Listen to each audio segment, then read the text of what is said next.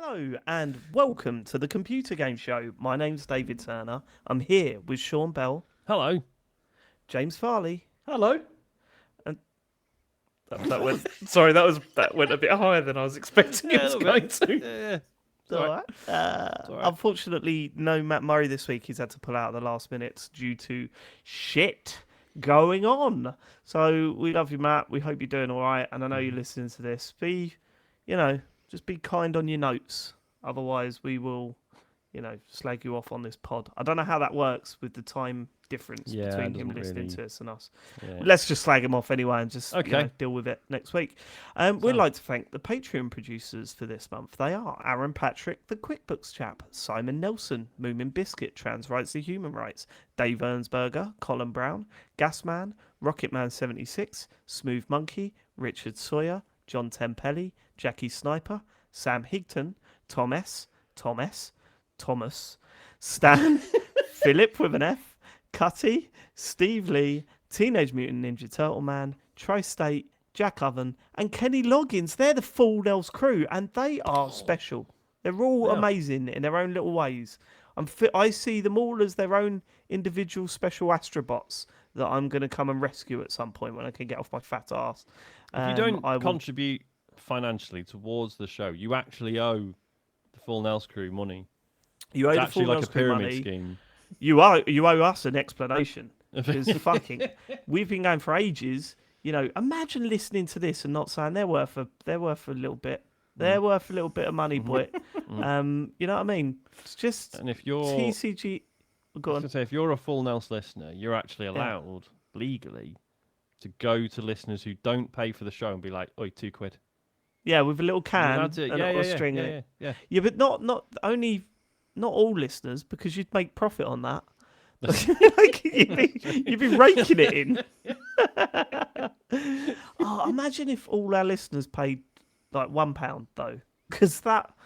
Oh my god! Please the give- resignation letter I would write for my actual job. Patreon.com/TCGS if you want to keep the show going. Because remember, if there's not enough of you, we'll fucking stop. We will stop. We got a lovely announcement to make this week. We mentioned it last week. Game Stars, the Talks Over, which is it's an award show from ITV in 2004 that our good friend Ian Lee hosted with Holly Willoughby. I don't know anyone that's since announcing this. Not one person's got in touch to say, "Yeah, I remember watching that."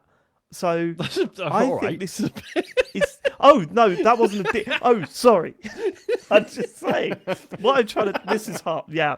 Okay. What I'm saying is that this is going to be very interesting. No, I fucking watched it anyway. Do you reckon that you watched it when it was on? Because I'm pretty certain I probably would have done. Almost certain I would have watched it because I would have been an Ian Lee fan already, and video games on a Saturday morning. Yeah, exactly. Plus 2004, so Rollmuck was there. Yeah. Right. This was after Edge broke, so it would have been all over Rollmuck. I'm pretty sure I would have watched this. I'm interested to see if I remember if there's a thread. I wonder if we can find it. Good shout. That We'll might have a be look at funny. that. But that is It'll be really happening. positive, helpful. Yeah. Was it Rollmuck then, or was it still the Edge Forum? I don't remember. Was it the Edge forums? I don't know. I don't know if that must be on Internet Archive. I mean, no one cares. Wednesday, the 2nd of October, that is happening at 9 p.m. Ian is joining us to watch it with us and answer any questions that we have throughout. Please, the last one we did with Ian, the Fun Bandits one. Was it Fun Candy, wasn't it? The documentary was so good. Like, it's one of my favourite things we've ever done. You're gonna want to be there live for this. We'll try and do a Q&A as well, like in the chat. So we'll answer questions in the chat. But watch along with us. Please join us for that, because that's going to be some show. Wednesday, the 2nd of October, 9 p.m. at twitch.tv/TCGSCO. TCGSCO. And I miss you, Matt. But the point is that this is free. You don't have to be a Patreon to watch this. Yeah. We really want as many people there as possible, and I know this is going to be amazing. So there's people in the chat asking if we could get Holly too. No. Although I've got a lot of we've not opinions asked. on Holly Willoughby. We've not asked. We've Good not point. It's true. Yeah. I mean, do we know anybody? I mean, I would tweet her and ask her, but I did that to Dave Gorman once, and he had a go at me, so it's put me off for life. I Should we think get to the I'm feedback? really looking forward to it because what was cool about the Thumb Candy one was getting to asking questions about how the show was made, like production stuff, because it was quite a small production. So Ian, even as the host, he was helping out with like on-set stuff. So I think it's going to be cool going from something like that to seemingly like big awards ceremony. Like I've only seen a tiny bit of it, and just the contrast between the two and like what the experience is of actually hosting something like that. Well, I think what's it'd be really nuts, right, is that the little clip we've seen, there's a panning shot over the audience.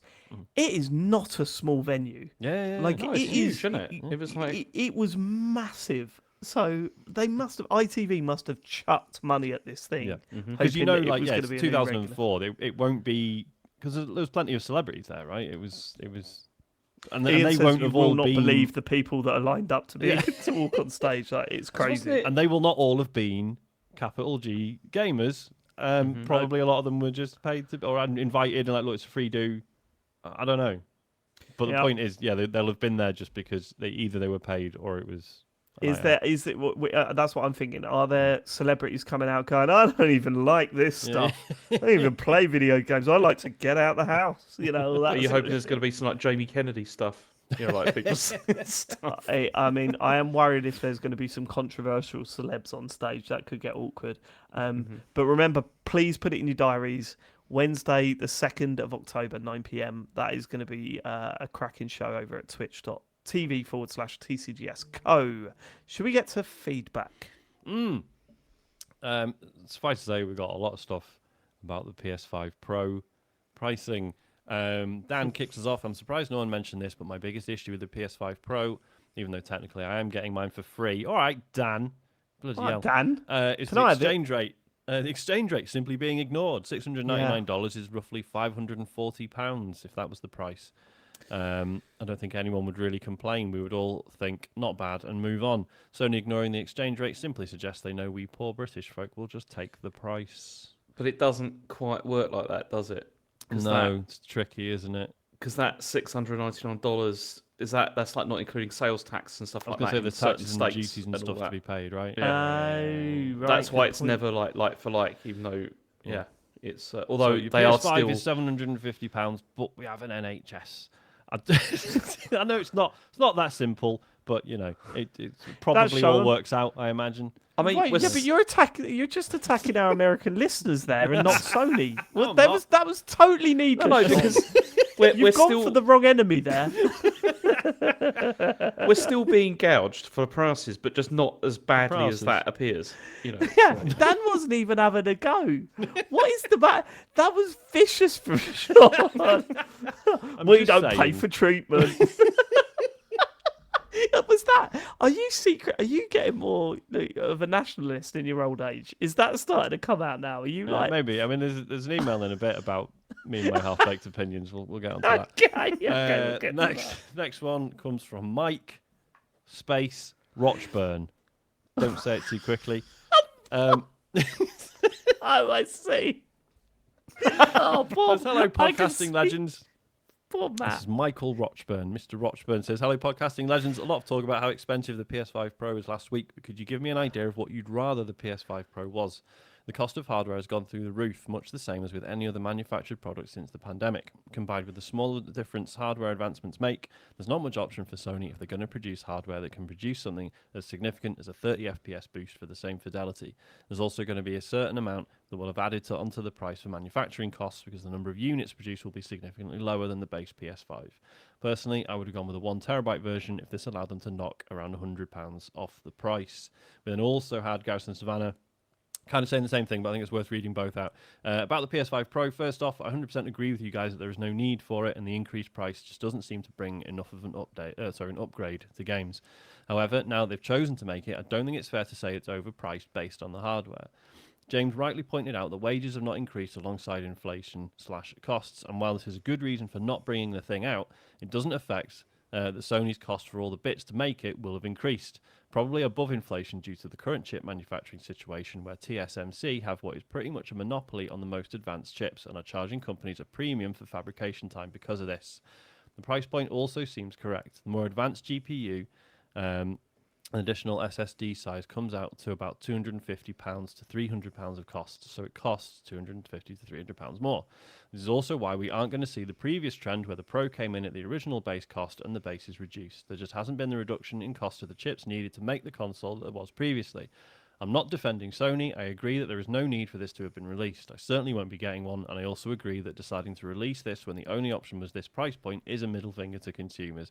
I just wanted to point out that as pointless as it is, since they did decide to release it, the price point is the only one that makes sense due to the current state of electronics manufacturing, especially chip fabrication.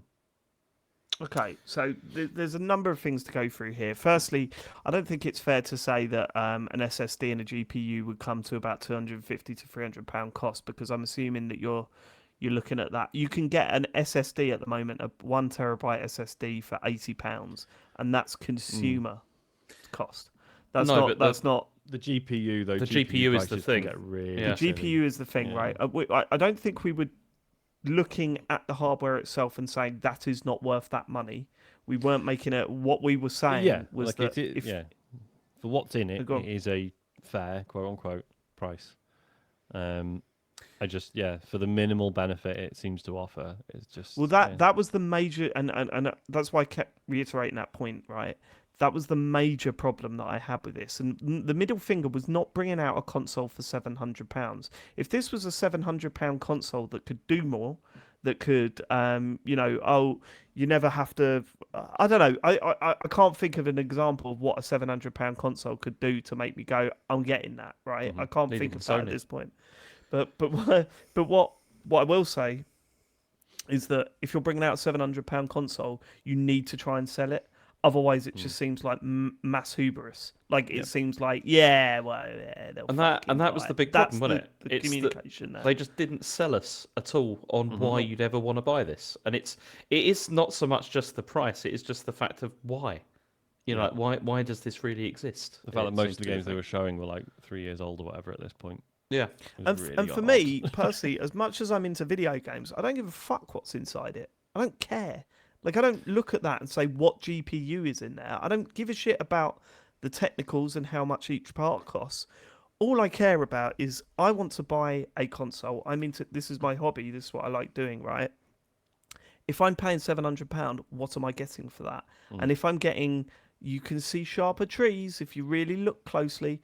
That's what pisses me off. That's what makes me go, hold on. If they think that's acceptable to offer a console for £700 that just does that, I'm not. That worries. What my anger and my frustration with Sony is what's going to happen in the future, right? If they think that this is acceptable to try and sell you a console for this price point now, what's going to happen next year when Microsoft take an even bigger step back?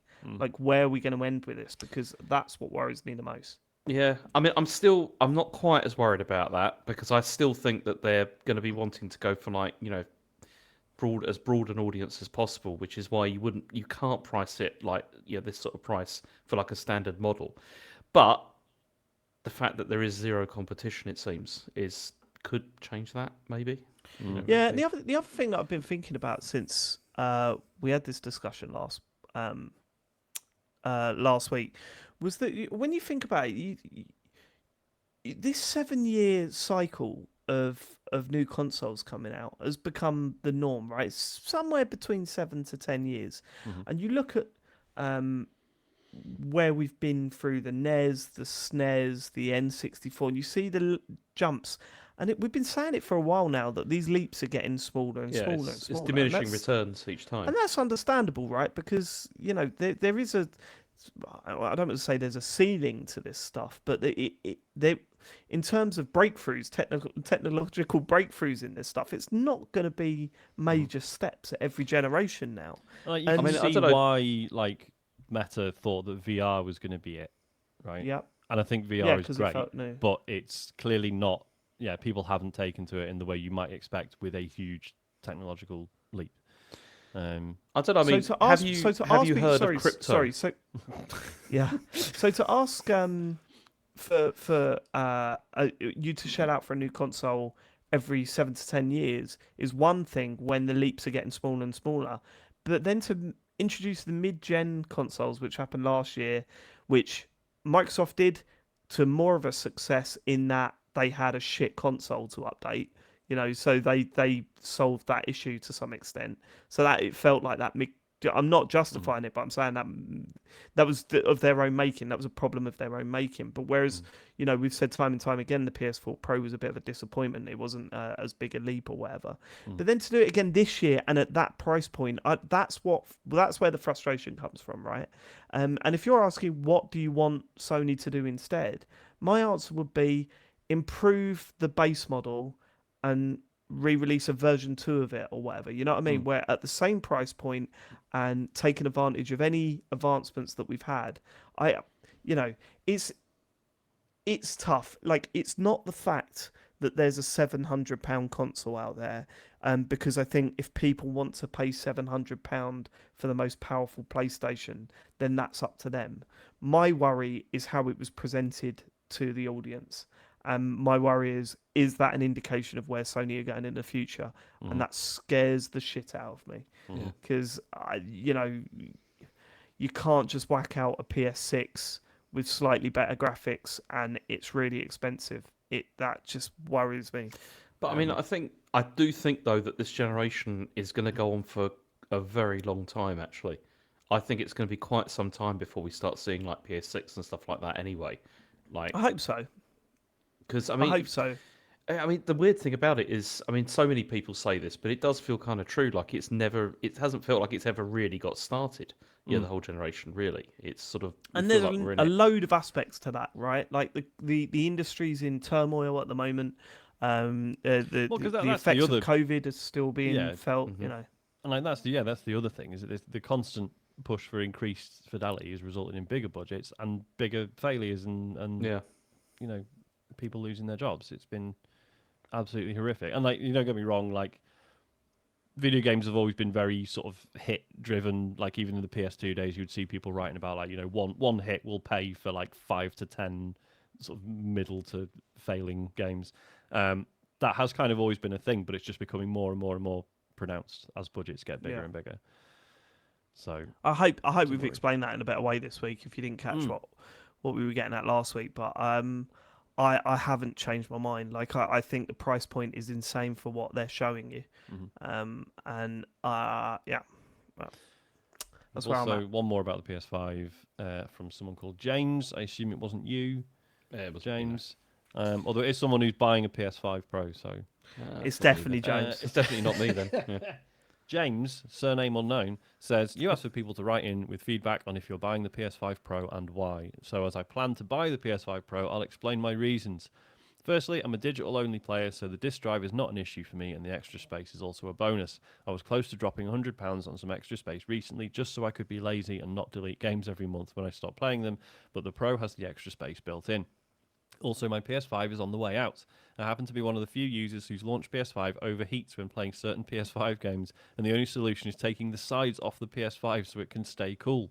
So I was going to buy a PS5 Slim, but with the Pro announced, why not jump into the Pro? It means I don't have to choose between performance and fidelity, and I use my PS5 all the time.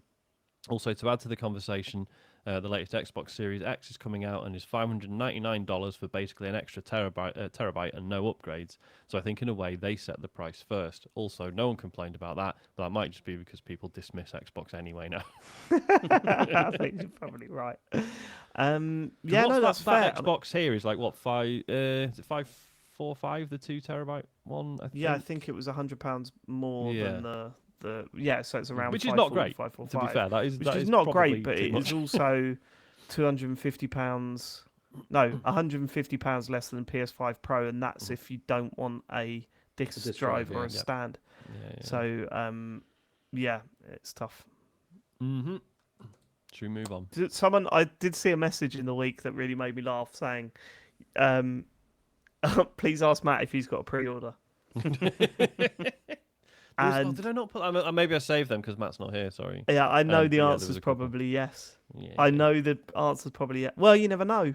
Because his strategy is always to put the pre-order down and Regardless, then decide yeah. how he feels, and then whoops, it's been paid and dispatched. Which, to be fair, is probably the right way of doing it, because like I've never, like with the pre-order stuff, I only pre-order stuff that I know that I'm going to get, right? So I did it for the Portal, I did it for the Xbox Series X and stuff like that.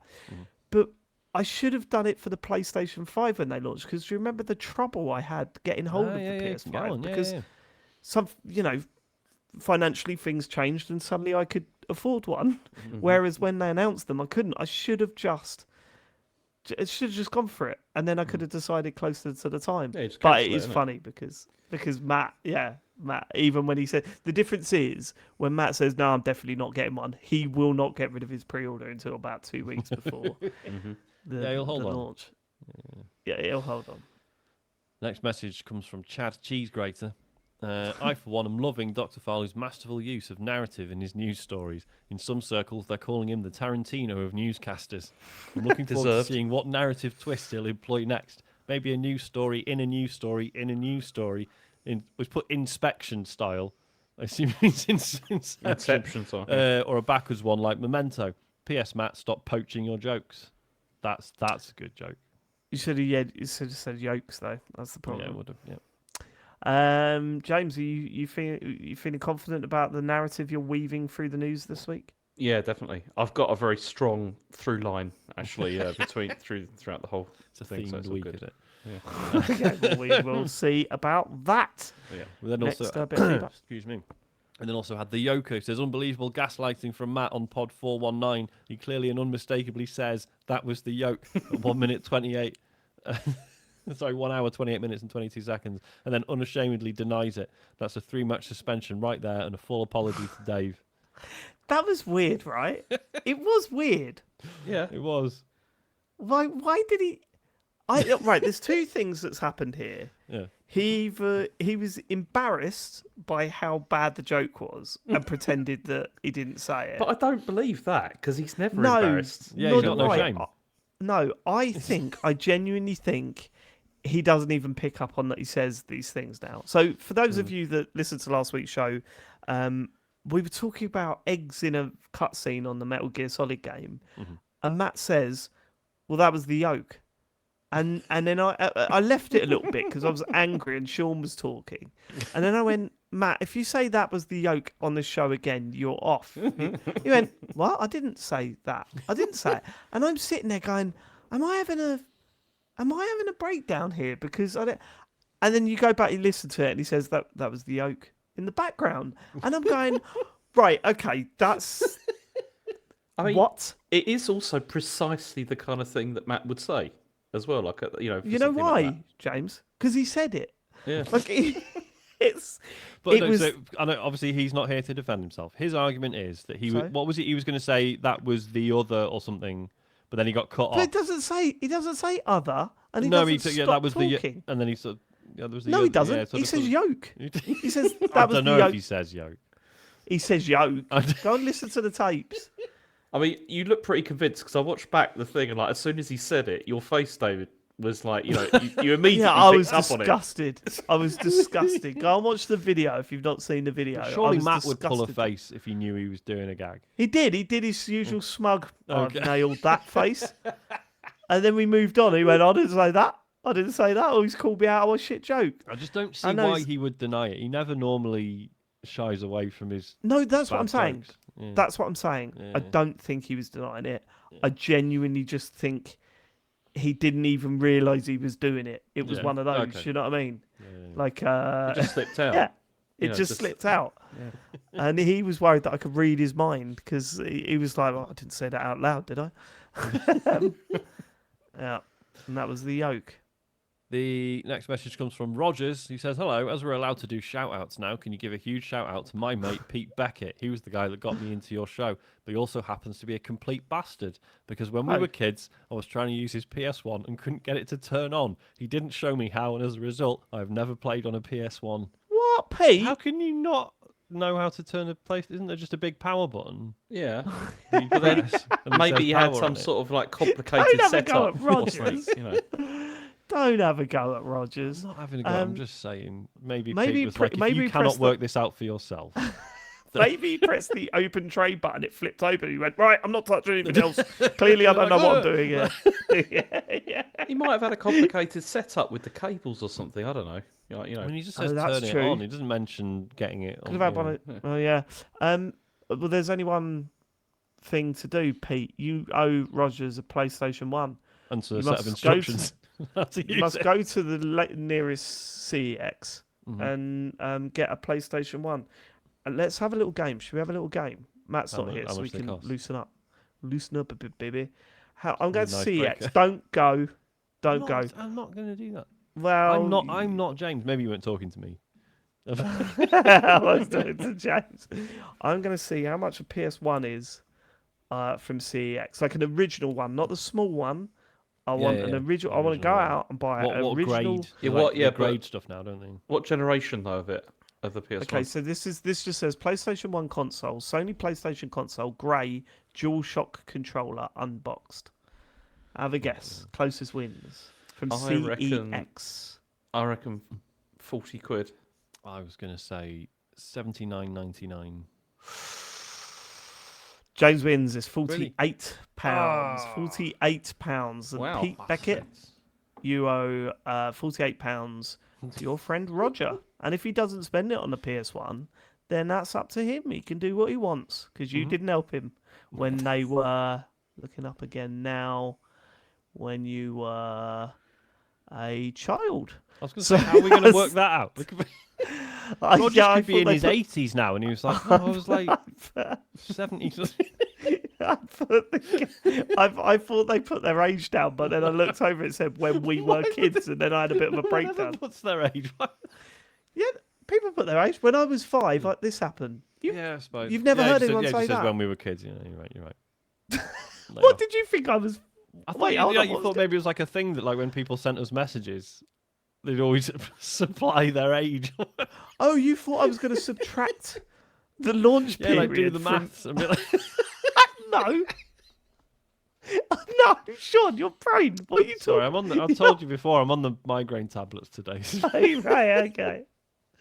So you're loopy. All right. Yeah, drove my car for a bit. Probably shouldn't have done that. No. No. Cindy Perth says, I wrote last week asking for advice on my partner looking too close for comfort like Alex kid. I thought I'd follow up by letting you know that we compromised. He donated his red shirt to charity but kept the sideburns. He was horrified to hear that you recommended shaving his, quote, pride and glory off. However, I really found your advice helpful food for thought. Thank you for that. I don't know why we didn't think about ditching the shirt. We went straight for the hair, didn't we? No, because that's ridiculous. Cindy, you've been mugged off there. It's the other way round, mate. Let him keep the red shirt. It's a red shirt. Get rid of the sideburns. And the sideburns are absolutely the bigger problem there. You know, it's You do not call your sideburns your pride and joy, ever. Or pride and glory either. Pride and glory. Sorry, pride and Dave. glory. Sorry, Fucking I got hell, that wrong. Dave. You don't do that either. Cindy, get out of there. Get out of there. That's my advice. Mock Turtle Soup says, hi guys, following on from my message the other week about how Dark Souls had inspired me to push through the barrier that was the Taurus demon and actually get into Dark Souls 1. I just wanted to drop a quick message to say that as of 9:26 p.m. on Friday the 20th of September 2024, I can now say that I've beaten the game. Round of applause. That always gets a round of applause over 100%. here, everyone, please. Well fucking done. James, you took a long time to start clapping then. That was really out of order. That. You did it, and then Sean eventually started doing it, and then I suddenly realised I probably had better do it as well. So I love he saw me, and then he went, "Oh, we're all doing it. We're all doing God. it." I love to know the internal dialogue. David is clapping.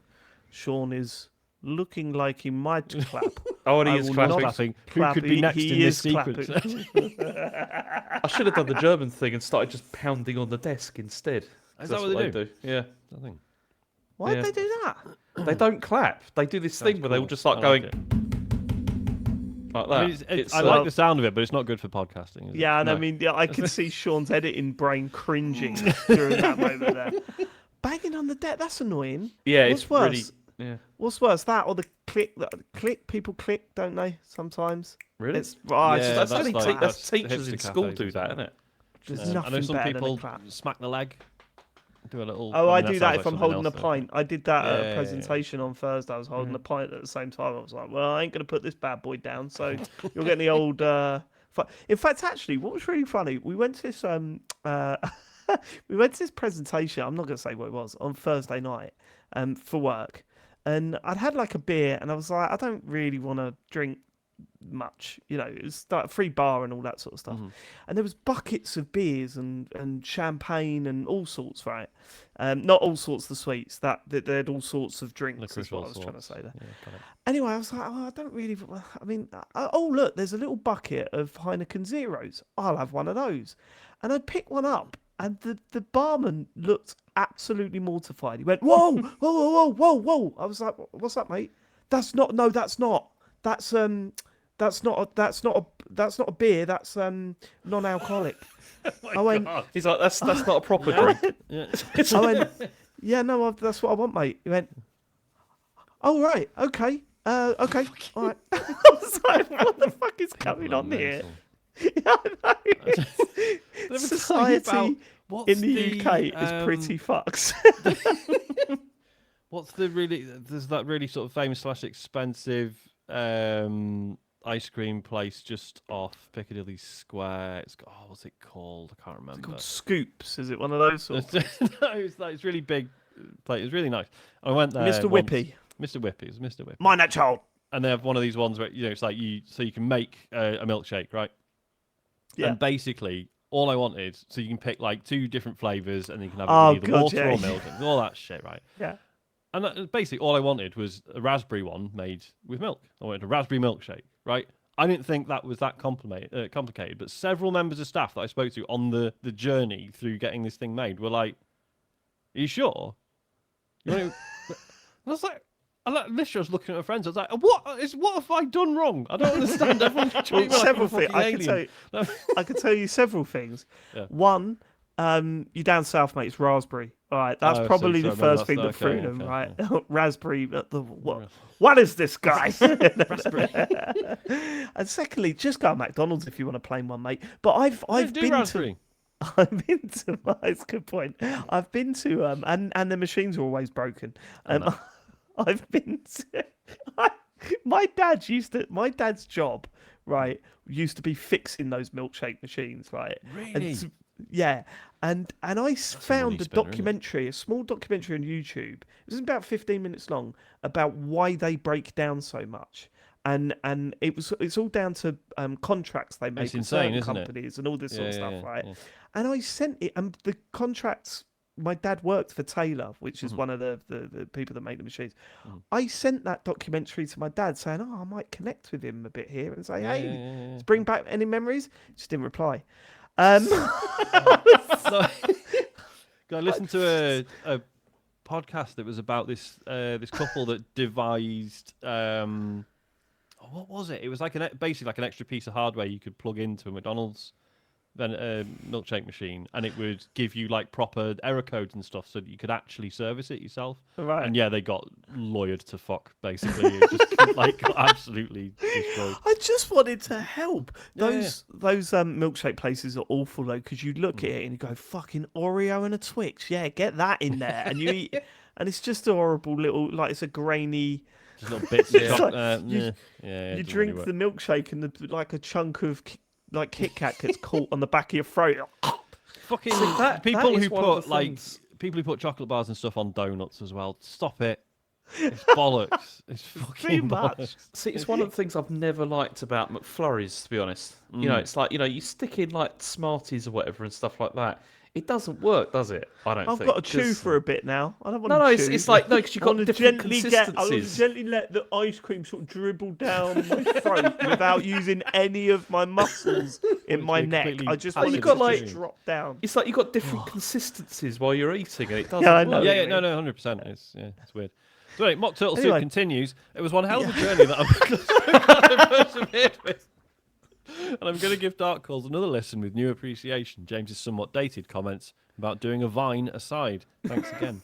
I don't even remember saying that. Yeah. Can we write down Mock Turtle Soup Continues as a possible episode title, please?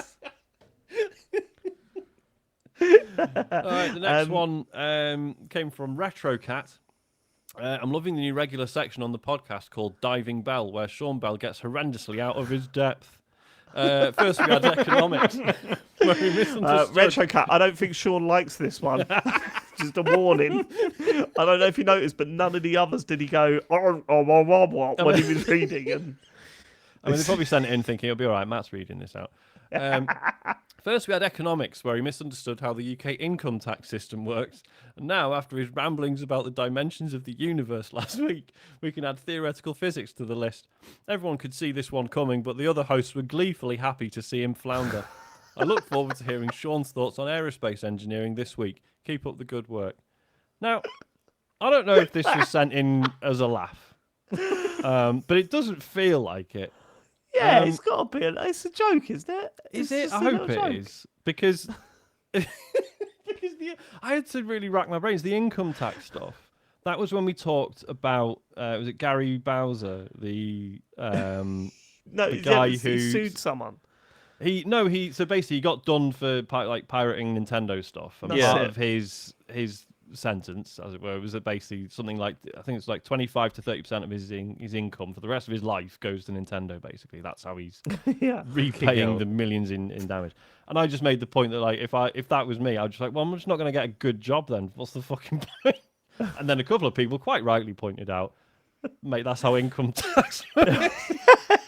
And we all had a laugh about it, and I admitted it was silly. But crucially, that was in April last year. Yeah, I So know, Retrocat. You looked it up. No, You no, looked what it I did, up. no. What I did was I was like, well, I remember the guy's name, so I just searched for Gary Bowser. I was like, right, it all came out in April 2023.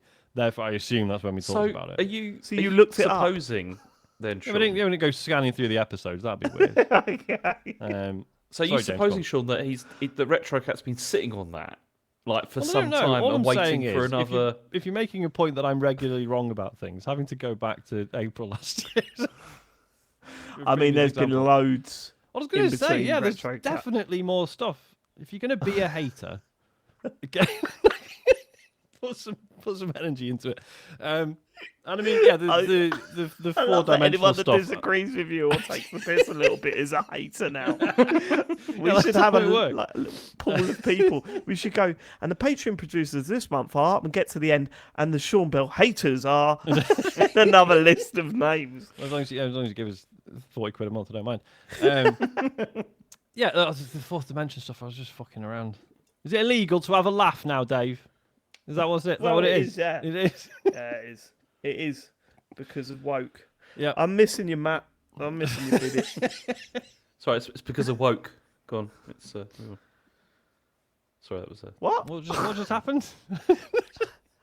What? it's not illegal to have a joke because of woke. It was a Matt because that's what Matt said the other week. It doesn't matter. Go on, move on. You've been on the migraine pills as well, Jack. I'm trying to not. Hold on. Can I just straighten this out? I just said that. Yeah, that's what I thought. What did you say because of woke? Yeah. I said because of woke. I love you, Matt. I'm thinking of you, and then you went. It's because of woke. I didn't hear that bit. I only heard the "I miss you, Matt." I didn't hear you say the other bit. Clip that. That's going on the TikTok. Fucking hell. That was bad. I'm trying to be. Yep. Come on. The last. You cannot give me those, James. I know. I don't know what happened there though. Seriously, my brain must have just completely failed. Do you know what I can't wait to do? I can't wait to watch the video of this and watch your face as I'm saying the because of woke bit. Yeah. Like, I want to know if you're looking. Oh, he's going to be a at million your- miles away. He's going to be fucking gone. Well, have you heard what the new OS does? The new Mac OS does. Oh no. You're go on. allowed to have your phone on the screen. It just automatically Oh. brings your phone screen up on your. Look at where he's looking. He's got his phone up, hasn't he? I haven't got He's my playing phone a up. mobile app. I thought you were going to go. Have you heard what the new OS does, Sean? It gets you a screen on the. No, I was repeating what I was saying as James was saying, just like the way. All right, should we move on? I mean, look, I've got a tiny defense, but it won't work because Go it's on. never going to wash. Tiny defense. Let's go. Tiny defense. You have to say it like Yeah. that.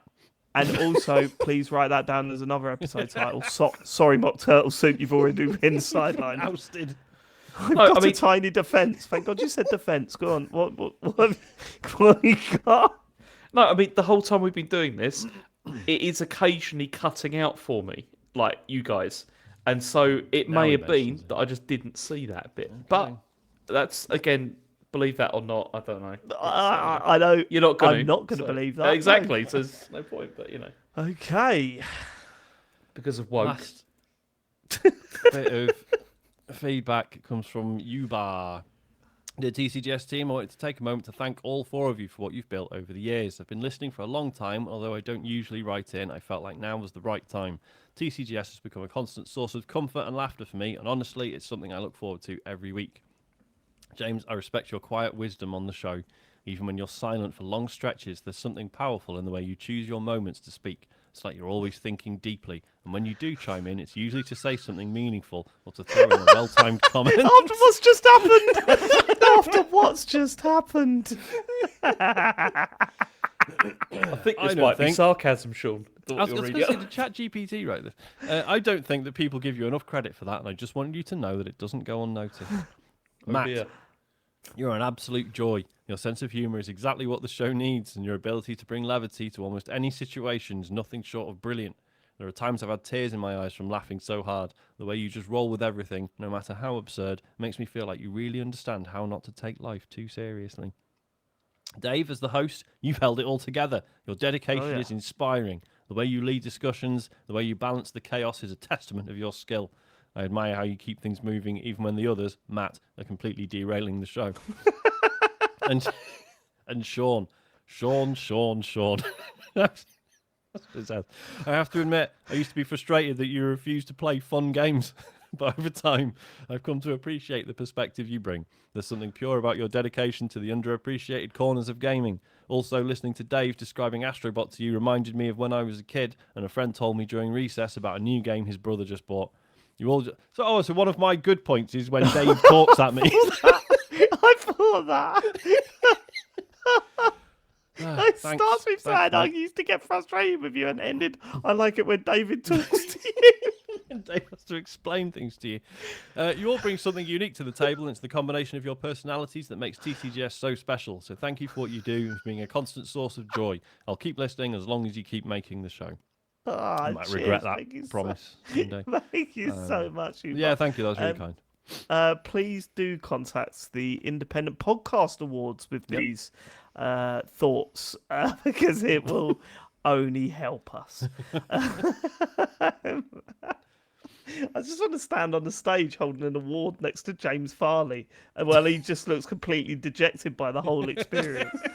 That's the one thing that I want. Like, I can go, right, I'm done with podcasting now. I've got that. That's the moment there. There's nowhere else to go from there. James Farley in Sean Bell's jeans, looking dejected at an awards ceremony.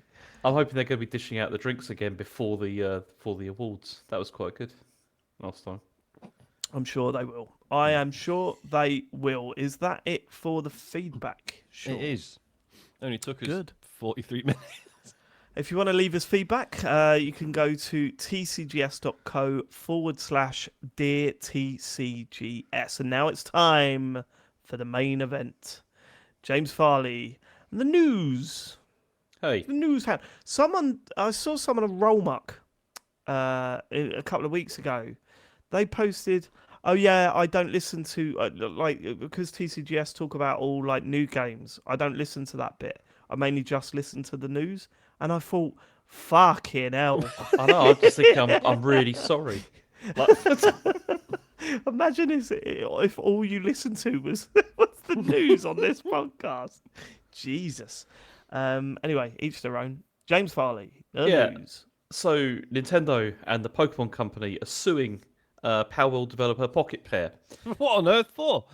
I mean, they're suing them it's for... not what you think, is it? No, it's not. It's not. No, it is interesting to be fair. They're sorry. I didn't want to proper shut you down there, Sean. Well, actually, Sean, I think you'll find... Yeah, no, you're right. Shut up, Sean. That little joke has just fallen like a balloon there. Sorry, yes, you're right, David. Yeah, sorry. So they're infringing for multiple patent rights, apparently. And so Nintendo have said this. They've said Nintendo will continue to take necessary actions against any infringement of its intellectual property rights, including the Nintendo brand itself, to protect the intellectual properties it has worked hard to establish over the years.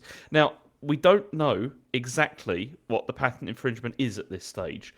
But there's speculation, which like GamesIndustry.biz talked about, and also Eurogamer, that it's all related to the Pokeball throwing mechanic, which apparently Nintendo have God. like a It's patent insane, for. isn't it? So essentially, this is like an admission that the obviously copied character models and stuff, they actually probably can't fight Yeah. that in court, so they're going for other stuff instead. Well, it's interesting, isn't it? It's whether they can't fight it, or it's more expensive to fight it, or this would have a bigger impact Yeah. than like actually taking a fundamental part of the game and taking action against that rather than a generic art style. You know, what they could, where they could possibly change what the characters look like and still carry on doing what they're doing. I don't know.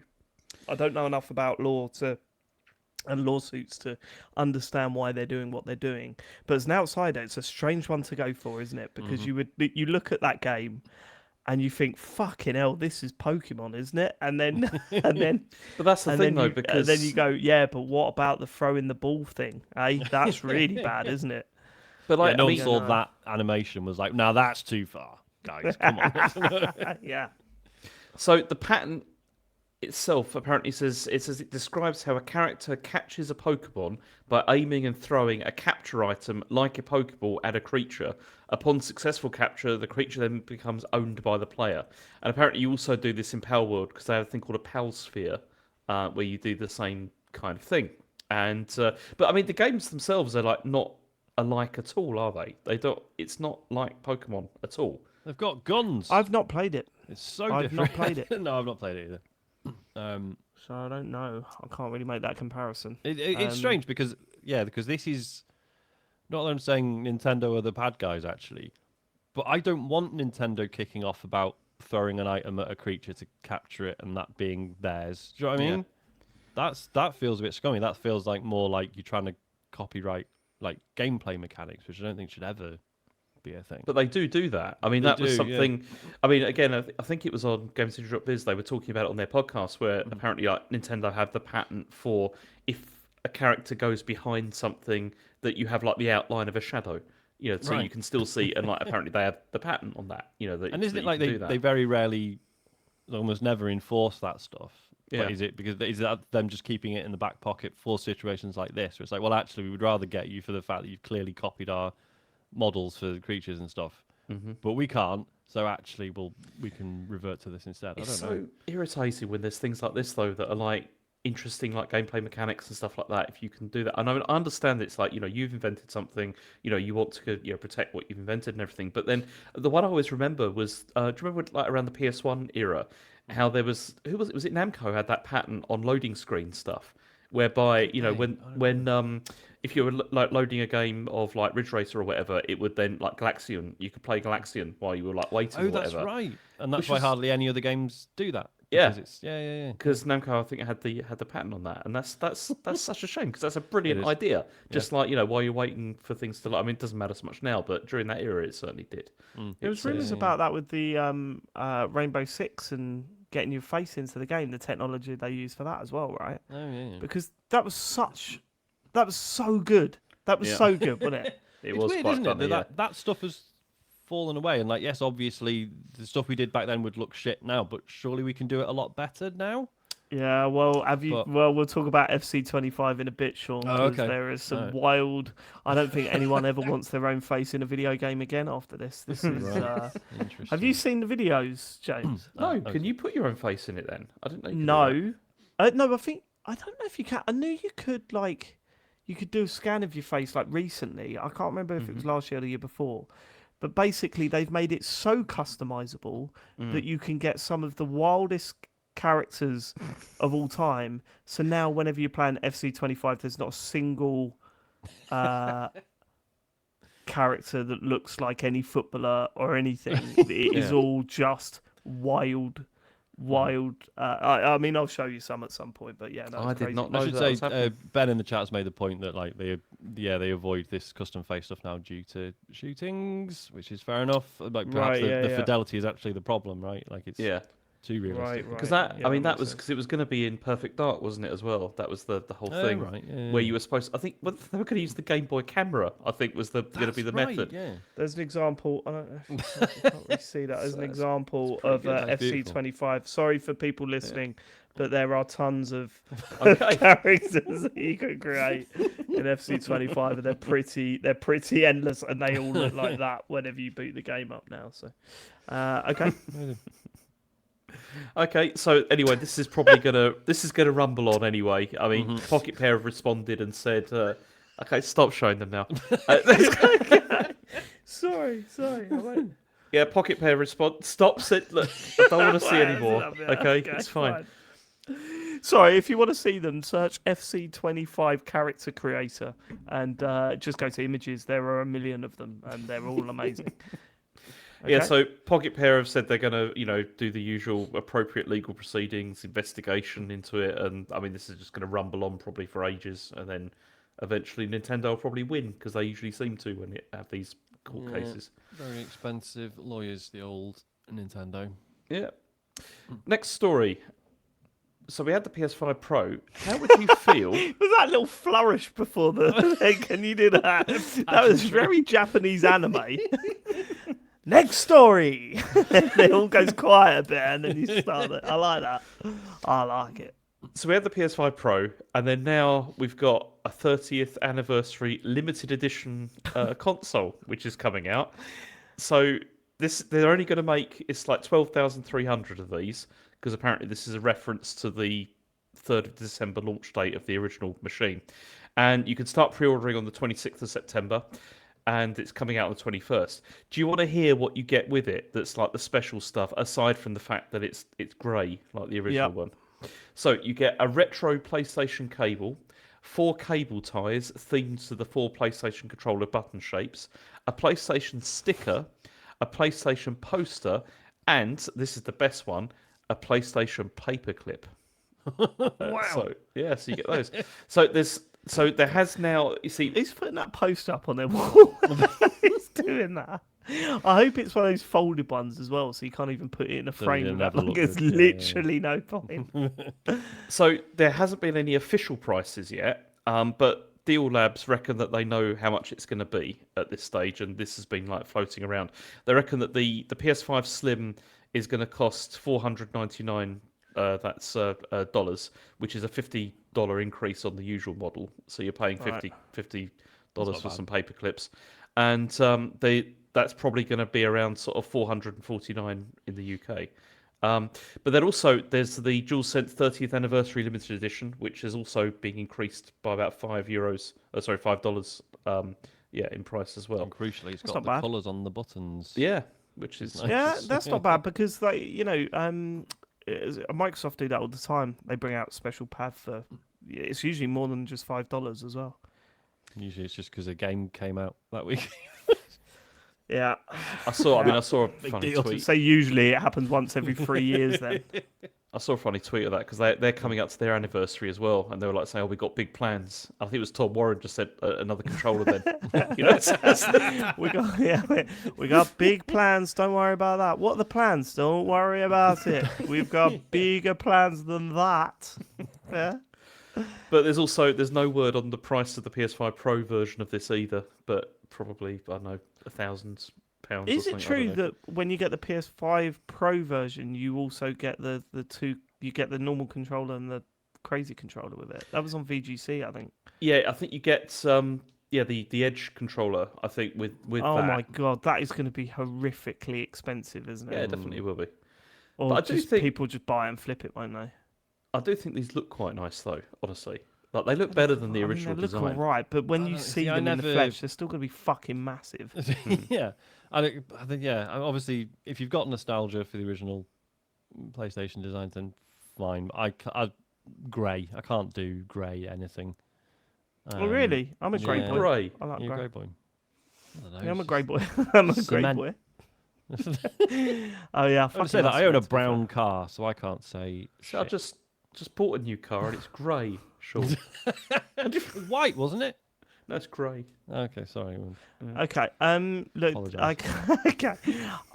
Look. You know what's going to kill me the most about this is that some of the most irritating influencers on the internet are going to get these for free and then do loads of videos. And I'm just, why not us, Sony? We actually give a shit. We actually give a shit. I don't have a PlayStation. Give it to me. I'm the No. If it's coming, you can have my. If it's coming, you can have my shit one. Yeah, I want that one. Actually, so it's settled then. One, so here's the thing, right? I get the grey PS5 Pro. Sean gets my old white one for free. I might charge postage. Matt's not here, so he can't say shit. Yep. And James in Germany. You ain't sending it out there, are you? It's pricey. No. Probably get sent back. No PlayStation 5s in Germany. I can send Chen over. It's well, It's by the personal time courier I've already unwrapped it, mate. So Sony, yeah, get in touch. We will do anything. We will do anything. We'll do anything I will on give camera. whatever game. Here's the thing: whatever your next game is that comes out, we'll say it's good regardless. Okay, that's how we don't care. We've not got any integrity. We don't give a shit about reputation. We've got no reputation. Independent Podcast Awards. If you're listening, ignore the last few minutes. That was a joke. I will say your game is good regardless, Sony. All right. Which game? New non-announced. It could release a shit one, and you might as well do that. Take advantage of it. Yeah, there's no point getting us to comment on like Last of Us 3 or whatever. You need something just rubbish will bring the average up. What if it's the Days Gone remaster? I didn't play the Days Gone, so maybe I'll go, wow, what have I been missing? Yeah. It's a good game. Great content. It's a good game. You'd have to admit James was right, though. That's the problem. I don't mind. He's always been this is the difference. I'm fine with saying James is right. When James is right, I'll go, yeah, you're right, James. Yeah, absolutely, right? It is never reciprocated, ever. That's because you're not really right very often. That's why. I'm right more than you are, boy. All right? In your mind, you're right. Yeah. To be fair, James, you and do that's often where it's like most deny important. things you just said. I know, but it's all about perspectives. Oh, he's doing it again. Next news story, please. Okay. Actually, no, wait. I can. Do you know they did this for the PS4? Did they? They did exactly this thing for the PS4. And do you know how I know? How? I was at the launch event. Wow. And it was one of the strangest things I've ever been at. It was in like this nightclub. It was towards the end of the era where they were doing all this stuff. And I was in this nightclub and they said, we've got a big announcement for our anniversary. I don't think they'd announced that they were doing this limited edition PS4 yet in the PS1 colours. But we were in this night and the fucking vibe of the place was dead. It was real like people sitting down and just going, what are we doing here? You know what I mean? Like, it wasn't like it was jumping. And then a member of staff went, can we all go? There's a presentation now. Can we all go? Come on. And we sort of walked over and there was a stage. And then someone walked out and just went, introducing the PS1 version of the PS4. And they took this little red cloth off this thing. And everyone went quiet. No one. And they went, oh, it would have been all right if you'd have clapped then. And then it was... Fucking hell. It was really... And then everyone just walked back to their little seats. And I went, oh, I'm out of it. If I'm not getting one of those, I'm out of it, mate. Yeah. Yeah. Anyway, so they've done it before is what I'm saying. Yeah. All right? Got a nice little boast in there, though, didn't you? It's good. What was the boast? You got was invited the to an boast? industry party. I'm trying to remember how I got invited at. Maybe I wasn't invited. I just showed up. I said, well, what are you going to do? Say I can't come in? Yeah. I think Doesn't it was sound like when it was we too knew... busy. Do you remember Tom from Noob Review? He was working for Sony at the time. I think he used to get me into things. My favourite one of those was that one that you and I went to, David. When we went to the door, my name was down on the thing, up again, and yours wasn't. Yeah. We've told this story a million times, James. It was we great. ended up in the spa. Remember when we ended up in the spa? Oh yeah, I do. Yeah. Is that spa with an R or just a baths? No, I don't mean the little shop. Okay. We pressed the wrong button on the elevator. The doors opened and someone walked past in one of those robes. I was like, wow, these fucking industry parties have gone back in time. This is wild. Get your kit off, James. We're going in. Good times. Okay, next story is that this is a strange story because there's so little to it, but it is also kind of strange and weird. So Nintendo are apparently Again, I'd love it if they did that on the news. This is a strange and weird story. I don't know why. It's just strange and weird, isn't it? Paxman just being like, look, this might be bollocks, lads. I don't know. I mean, it may well be. I mean, it's a Nintendo patent, so it may well be. Yeah. So this is Eurogamer have said that Nintendo are prepping a mystery wireless device, but it doesn't look like it's the Switch 2. So the reason for this is because Nintendo put in this application, and it's got a confidentiality request for 180 days, which is until March next year. Mm-hmm. And according to the patent of the specifications, it's a roughly square object. This is according to Eurogamer with curved corners. If you look at it from underneath, and it has wireless capabilities as well. You see, so it's got this 24 gigahertz wave sensor, and Right. also a USB-C like connection. Now, the reason they're saying this is not like Switch 2 or whatever is because the product code for it is CL0 How is this not a fantasy zone story? I know it does This is sound like real, one, doesn't man. it? This But is it's concrete proof. Okay. of But no, something. the reason is because of the product code. Because the product code identifies it as being something separate from the Switch. Because it's a 001, which means it's like a new product, that's come from them. And the interesting thing is this 24 gigahertz wave sensor. Now, the reason, do you know what that does, David? Do you know what a 24 gigahertz wave sensor does? I don't know, but I fucking want to know. Go on. So, okay, these sensors can detect.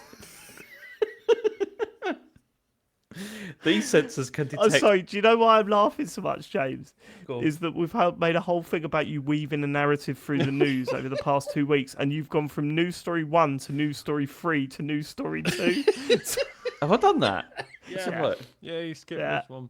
Did I Also, skip the one? fact that you You just skipped this one, you've served gone back to it. that little wait a back and minute, wait a forth minute. with Dave. You Let's have a look. served it. Dave returned it, and then you stumbled for some reason. I don't Oh yeah, I put that. Oh, it's because you see. Okay, the reason for that. There's a good reason for this. I can explain. Is you see, I have notes for my news. Right, I've got my news notes I that I don't look care. at, and then I pasted them in the wrong order. So that's why. Weaving, Also, weaving their narrative, also- baby. Scorsese often shot things out of sequence. Yeah. So You didn't fucking show them out of sequence. That would have been real weird. What's annoying about this is that actually the sequence in the Google Doc would have made a lot more sense than the one that I've just done it in. But never mind. Yeah. that's it. Just claim we've misunderstood your genius, and then crack on. Keep you on your toes. That's Yeah, the thing. exactly. But anyway, this wave sensor, it can detect human presence or movement in a room, and it's often paired with smart home features to activate lights or monitor like activity of people or pets or whatever. So, what's this about? James is back in the classroom, isn't he? James is in the classroom. What's all this then? Anyone got any ideas? Who can tell me? No, not you, Jake. You've answered the last three. Let's try someone else. Oh goodness me! I don't know what this could be for. Because it doesn't feel very Nintendo to get into like Internet of Things stuff. No. But then maybe this is a sensor that they'll put on a controller, and then you can move your mouth and pretend to eat something in a game. It's going to be How some about that? motion control nonsense. Possibly, Because yeah. they still The love Kinect that. 3.0. Yeah. Have you seen the one thing people are saying about talking of wireless Nintendo? The one thing people reckon that's coming out for the Switch 2 or part of the Switch 2 is that you could just beam it to the TV with no HDMI cable. Now that's not going to happen, is it?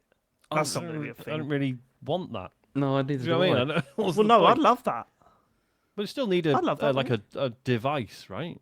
Plugged into the back of the There'll still be a telly. receiver, yeah. Yeah. At least. Yeah, that would suck. Yeah, what's Otherwise, the it'd point? be Well, only no, work yeah, with no, a you'd still fraction need a of- receiver, but then you would imagine that every company would be doing exactly the same thing if that was the case, right? Because then you wouldn't need any cables going into the back of your telly. You could just whack a load of receivers in the back, and then you. Well, no, because it'd still go Wireless in telly. HDMI ports. Yeah, no, but it'd just be a dongle, I assume, rather than a. Yeah. You Yeah, probably can so you do wouldn't that. have. I've not What I'm really- saying is that if you've got it on the wall, you wouldn't have to have Yeah. cables to hide and Yeah. adjust and any of that shit. You could Yeah, just yeah, go yeah, bonk. yeah. Lovely old job. And maybe one receiver could. That's the dream. One receiver in the back, and it just does all of your stuff. Get it done, Nintendo. Actually, this is a great idea. Don't listen to these two. I don't want that. Will you fucking carry on plugging in your little cables, then, boy? I mean, you I remember don't know how why I'm well... calling everyone boy this week. I don't know why that's happening. It's where my head's at. Okay. Sorry. Yeah, so that's... I don't know. I genuinely prefer things to be wired. In general, I just think wireless stuff introduces issues where they're not really. I just don't see. I don't think there's enough benefit. I'm Well, more not than having happy to have a cables. dock next to the telly. Yeah. Well, yeah, okay. Yeah, I mean, it's not a bad. Yeah, no, you're right. It's not a bad thing to have a dock next to the telly. I don't think that's what they're going to do because I don't think the amount they'd have to invest into making that work is actually going to be to any benefit, and they'd have to up the price of the console, and it'd be a pain in the arse. But eventually, having no cables going into the back of your telly, yes, please, love that, love that. Yeah, totally. All right. Okay. I often think about that. This is where my brain goes. I have to think about, okay, so what's the next thing? Charging cables. Imagine if you just walk into your home and your phone just charges. It's just charging in the because we've house. got wireless I electricity want electricity shooting round. now. Yeah, everywhere. I want it shooting round, and then, but the problem is, like, if you have a drink or whatever, water or whatever, Start heating up, electrocuted, and wouldn't you? Yeah. You just get electrocuted, wouldn't you? And then all your hairs stand on, like with the balloons, hairs stand on end. Yeah, it? like a You'd be Van like, generator. Yeah. it's You're charging showing me off up. again, David. In front of who? Just rubbing it in. With the hair Yeah, thing. my hair would stand on end. Oh, wouldn't it? okay, Yeah. okay, Thanks. okay, yeah. Thanks, Dave. Yeah, but James, once again, are you saying that you're bald because No, I I'm not can saying see I'm bald, hair? but I'm saying it's not great. It's, it's Oh, there we go. unfortunate. Louis P in the chat says that technology does exist today, but it also slowly cooks your organs, Ah, which is it's a flaw, isn't it? It's a letdown. that is a flaw. Yeah, you don't want to be It's a cooked. con. That's such a shame because I like to charge my phone up in my pocket when I walk around my house. Okay, all right, let's go. But is Louis P one of those guys that's like, 5G's bad though, eh? That's So true. we Yeah, can't yeah, just yeah, trust. Also, Louis turn all P. your Wi-Fi off. Jesus. Yeah. Jesus. I don't think Jesus had any Wi-Fi. There's an exclamation. I'm sorry. Doesn't count. God. We'll have to look at the Oh, transcripts. that's the worst thing I've ever said. That was a bad one, that. I think That I was a missed bad it. one. Look forward to it in the edit, though. All right. I'm looking forward to reading the transcript for this that is generated in the podcast app, whether it just says turn off the Wi-Fi, Jesus, and then it just... Jesus. Yeah, right, okay, let's go on to the next news story, please, James. So, Sega have unveiled What I the like doing, Sean, is dropping a private joke between me and James to make him laugh and then try and get him to read it in the news story straight away because I know he struggles with it. Go on, James. It's Anyway.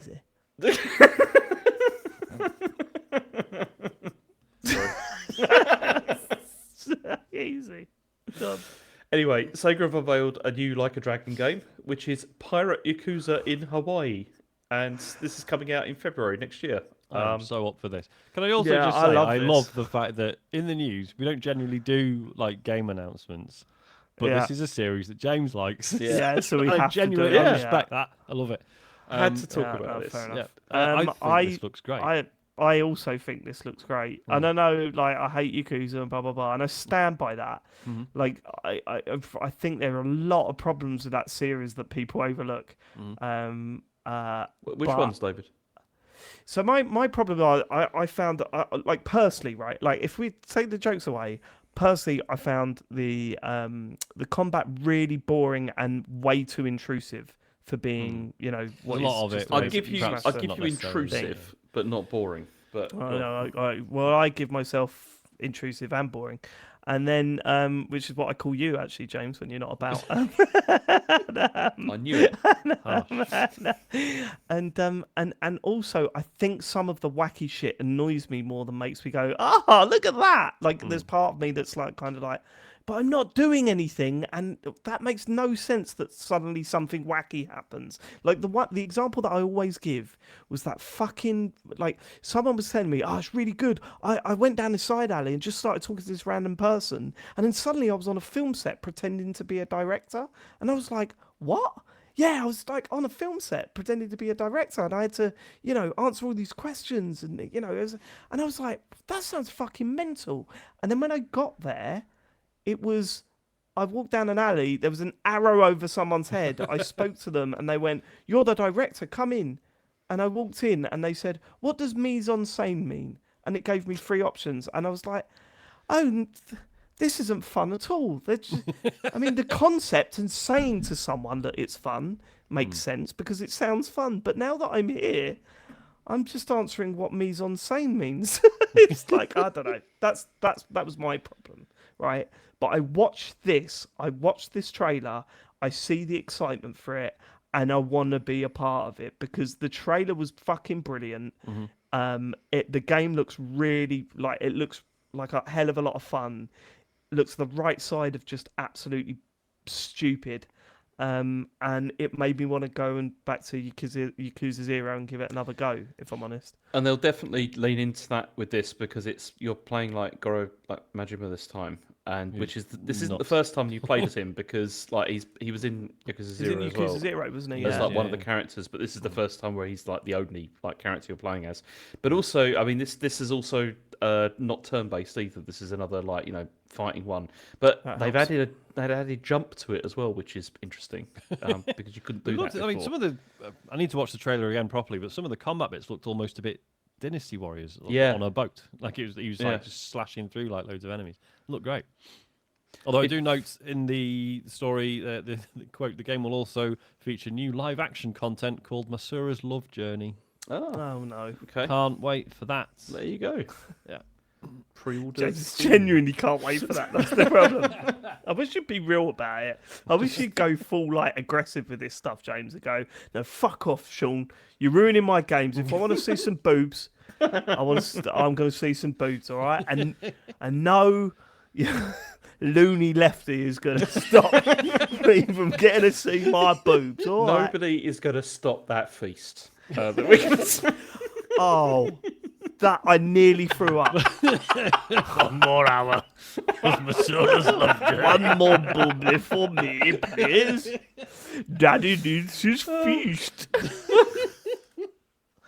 Oh, God. It was a Partridge reference, but never mind. Oh, anyway, right. So that's coming out. So that's quite exciting. Looking forward to exciting. I'm really looking forward. I feel like I really need to play Infinite Wealth. You finished it in the end, right? I did, yeah. It's really good. It's turn-based, but really enjoyed it.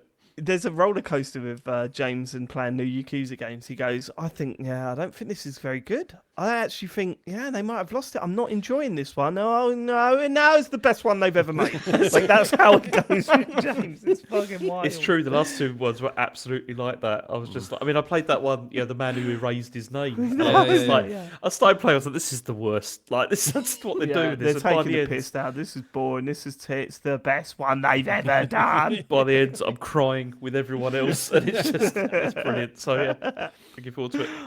All right. Final piece of news is there's a state of play tomorrow. This is taking place tomorrow. That's Tuesday. It would have happened by the time you listen to this.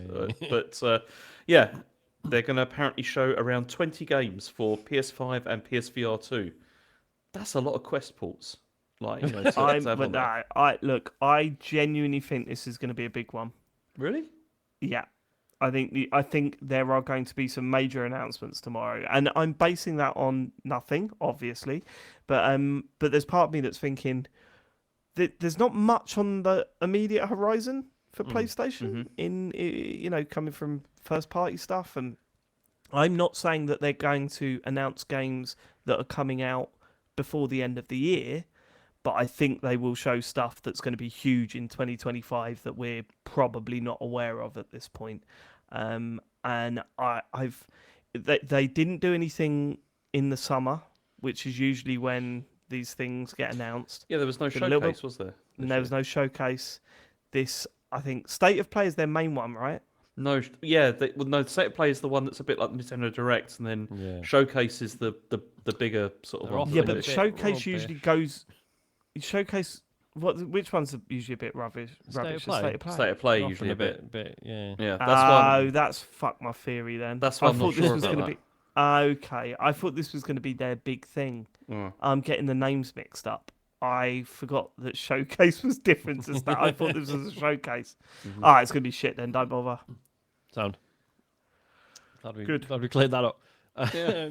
Yeah, I mean, Smart. we were talking about streaming it, but I Okay, think only that's Matt and I were free, and now Matt isn't free. And I don't know if I can carry a PlayStation. And you don't show own on a my PlayStation. Yeah, it doesn't really. I'm at a pub quiz tomorrow night, so Oh, that nice. is a no-go for me. Mm. Fair enough. I'm shit at pub quizzes, Sean. It's just Yeah. I'd be sitting in a room with a lot of people, and it's that thing where you just go, I hope no one thinks I'm thick, and then 5 minutes later, people going, what are you talking about, David? Have you not read a book? No, I haven't. David, who's the Cuban leader? Frey Bentos. Is that it for the news? That is it for the news. Yeah. Then let's get to what you've been playing. I think the biggest release this week is one that we've all played, including Matt. Unfortunately, he's not here to talk about it. It's Plucky Squire. The Plucky Squire, an indie game published by Devolver, which we fell in love with from the first trailer. We watched it on a talksover, and the concept was simple. You play the Plucky Squire, a hero in a sort of children's book. And as you play through the levels, the pages flip and you go on to the next page, and it showed little puzzles where you can swap words around to create new things in the book. But more importantly, right at the end of the trailer, you see the Plucky Squire jump out of the book and into the 3D space of someone's bedroom and start roaming around. And we all lost our shit. And we've been following it for the past 2 years, or at least the announcements over the past 2 years. So I was quite keen to jump on it. I'm interested to see how much you've played, so let's all start with that, because I'm 3 hours in chapter 6. Okay, I'm on chapter 5. Okay, James. I finished it. I got the platinum. No, I didn't get the platinum. But I have finished it. Yeah. You have finished it. Okay, finished I it, am yeah. fascinated then, because it's an interesting one. I think, unfortunately, and I felt this the more I'd seen it over the past year. I think I'd said this on the show before, that I was slightly concerned because it felt like it would never be able to live up to that first presentation, right? That whole concept of jumping out of a 2D book page and jumping around a bedroom is so exciting. How the fuck do you live up to that reveal? And the more I saw of it, the more I was like, really, is this? So what? Actually, I'm a little bit worried about what we're being shown here. And then the reviews started coming out, and it was getting roughly 7s, sometimes a few 6s, a few 8s, but roughly around that. It wasn't the all singing, all dancing game that we'd hoped it was after the first viewing, right? I'm interested to hear how you feel about it now you've completed it, James. I think you'll have the most well-rounded view because you've played it. How long did it take you? I think it was about 8 hours, roughly. I think. Yeah, I've heard 8 to 10, right? So, okay. What do you make of it now that you've finished it?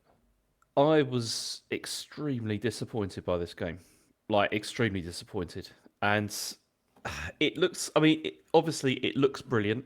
The concept, the original concept of, going from 2D to 3D is really cool. But the actual game itself, I found it to be mind-numbingly boring, honestly. Like, really, really tedious, like, to play through. And, the worst thing about it, I think, there's so many things that are disappointing. Like, the only time that I sort of found myself enjoying playing this was when I was sort of playing it and I kind of switched my brain off and I was just kind of going through the motions of just playing through it. I didn't feel like I was really engaging with the game at all because I didn't really feel that there was that much to engage with. Because unfortunately, like, the puzzle design is insultingly easy, like throughout. It doesn't change, like throughout the entire game, and I think that works because I saw Charlie solve very.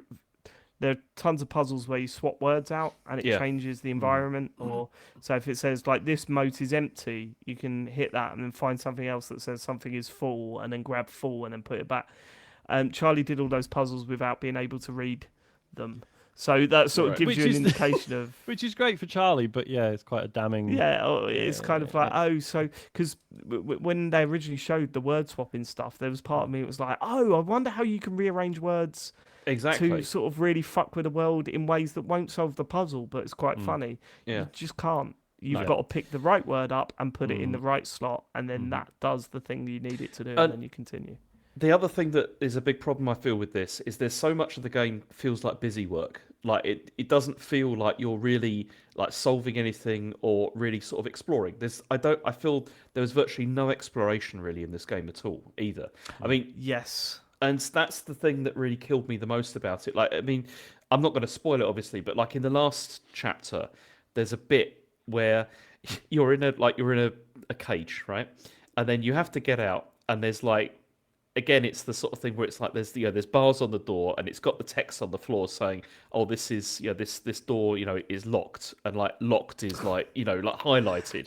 Yeah, but And then- again, that's how basic it is. This I door know. is locked. Right, okay, I need to find unlocked somewhere then. But or it's even open. worse than that, because the word that you have to get, it's just in the next string, like to the left, and you just go and pick it up and just swap it round, and it's like, what was the point of that? Like, I don't know what the point of that was. Like, there was nothing I had to do to really think about to do that at all. And also, I mean, when it transitions to the 3D, it looks pretty cool. Like, it's really interesting the way it does that. But I was really disappointed by how limited that space was as well, and how there's no exploration there. That it's completely linear. Well, like you're yeah, just going from and one place to was, another. It feels like the theme. Look, I'm going to say some nice stuff about Plucky Squire, and we'll get to that. Because I certainly enjoyed it. I'm certainly enjoying it more than James seems to have. I'll start by saying I want to say this without it sounding like an absolute bellend that's been thinking about saying this all weekend since playing it. But for a game that's about breaking free of the shackles of 2D space in it, and suddenly you're free of a book and you've got a whole world to explore, it certainly is restrictive. There's, as you say, whenever you go into the 3D space, there tends to be, they've rearranged everything. I liked, when I first started playing it, it hinted that there was a kid that, maybe it goes there, James, and I'd love it if it did, but it hints that there's a kid that has a relationship with Plucky Squire, the character from the book, because you break out the book and there's toys of Plucky Squire everywhere, and the world is, drawings of Plucky Squire that this kid's done. And I was like, I really hope it makes the outside space really real, and then and then it builds on that relationship, and you start realizing the relationship this kid has with the Plucky Squire and all this sort of stuff. And then I turned the corner and there was a stealth section with bugs walking back and forth. Yeah. And I just thought, and not only that, all of a sudden characters from the book are walking around, which I guess that kind of works in the narrative of the story, because the Humdrug or whatever his name is, Humbug or whatever his name is pushing stuff out of the book. So I guess that works. But it doesn't feel right.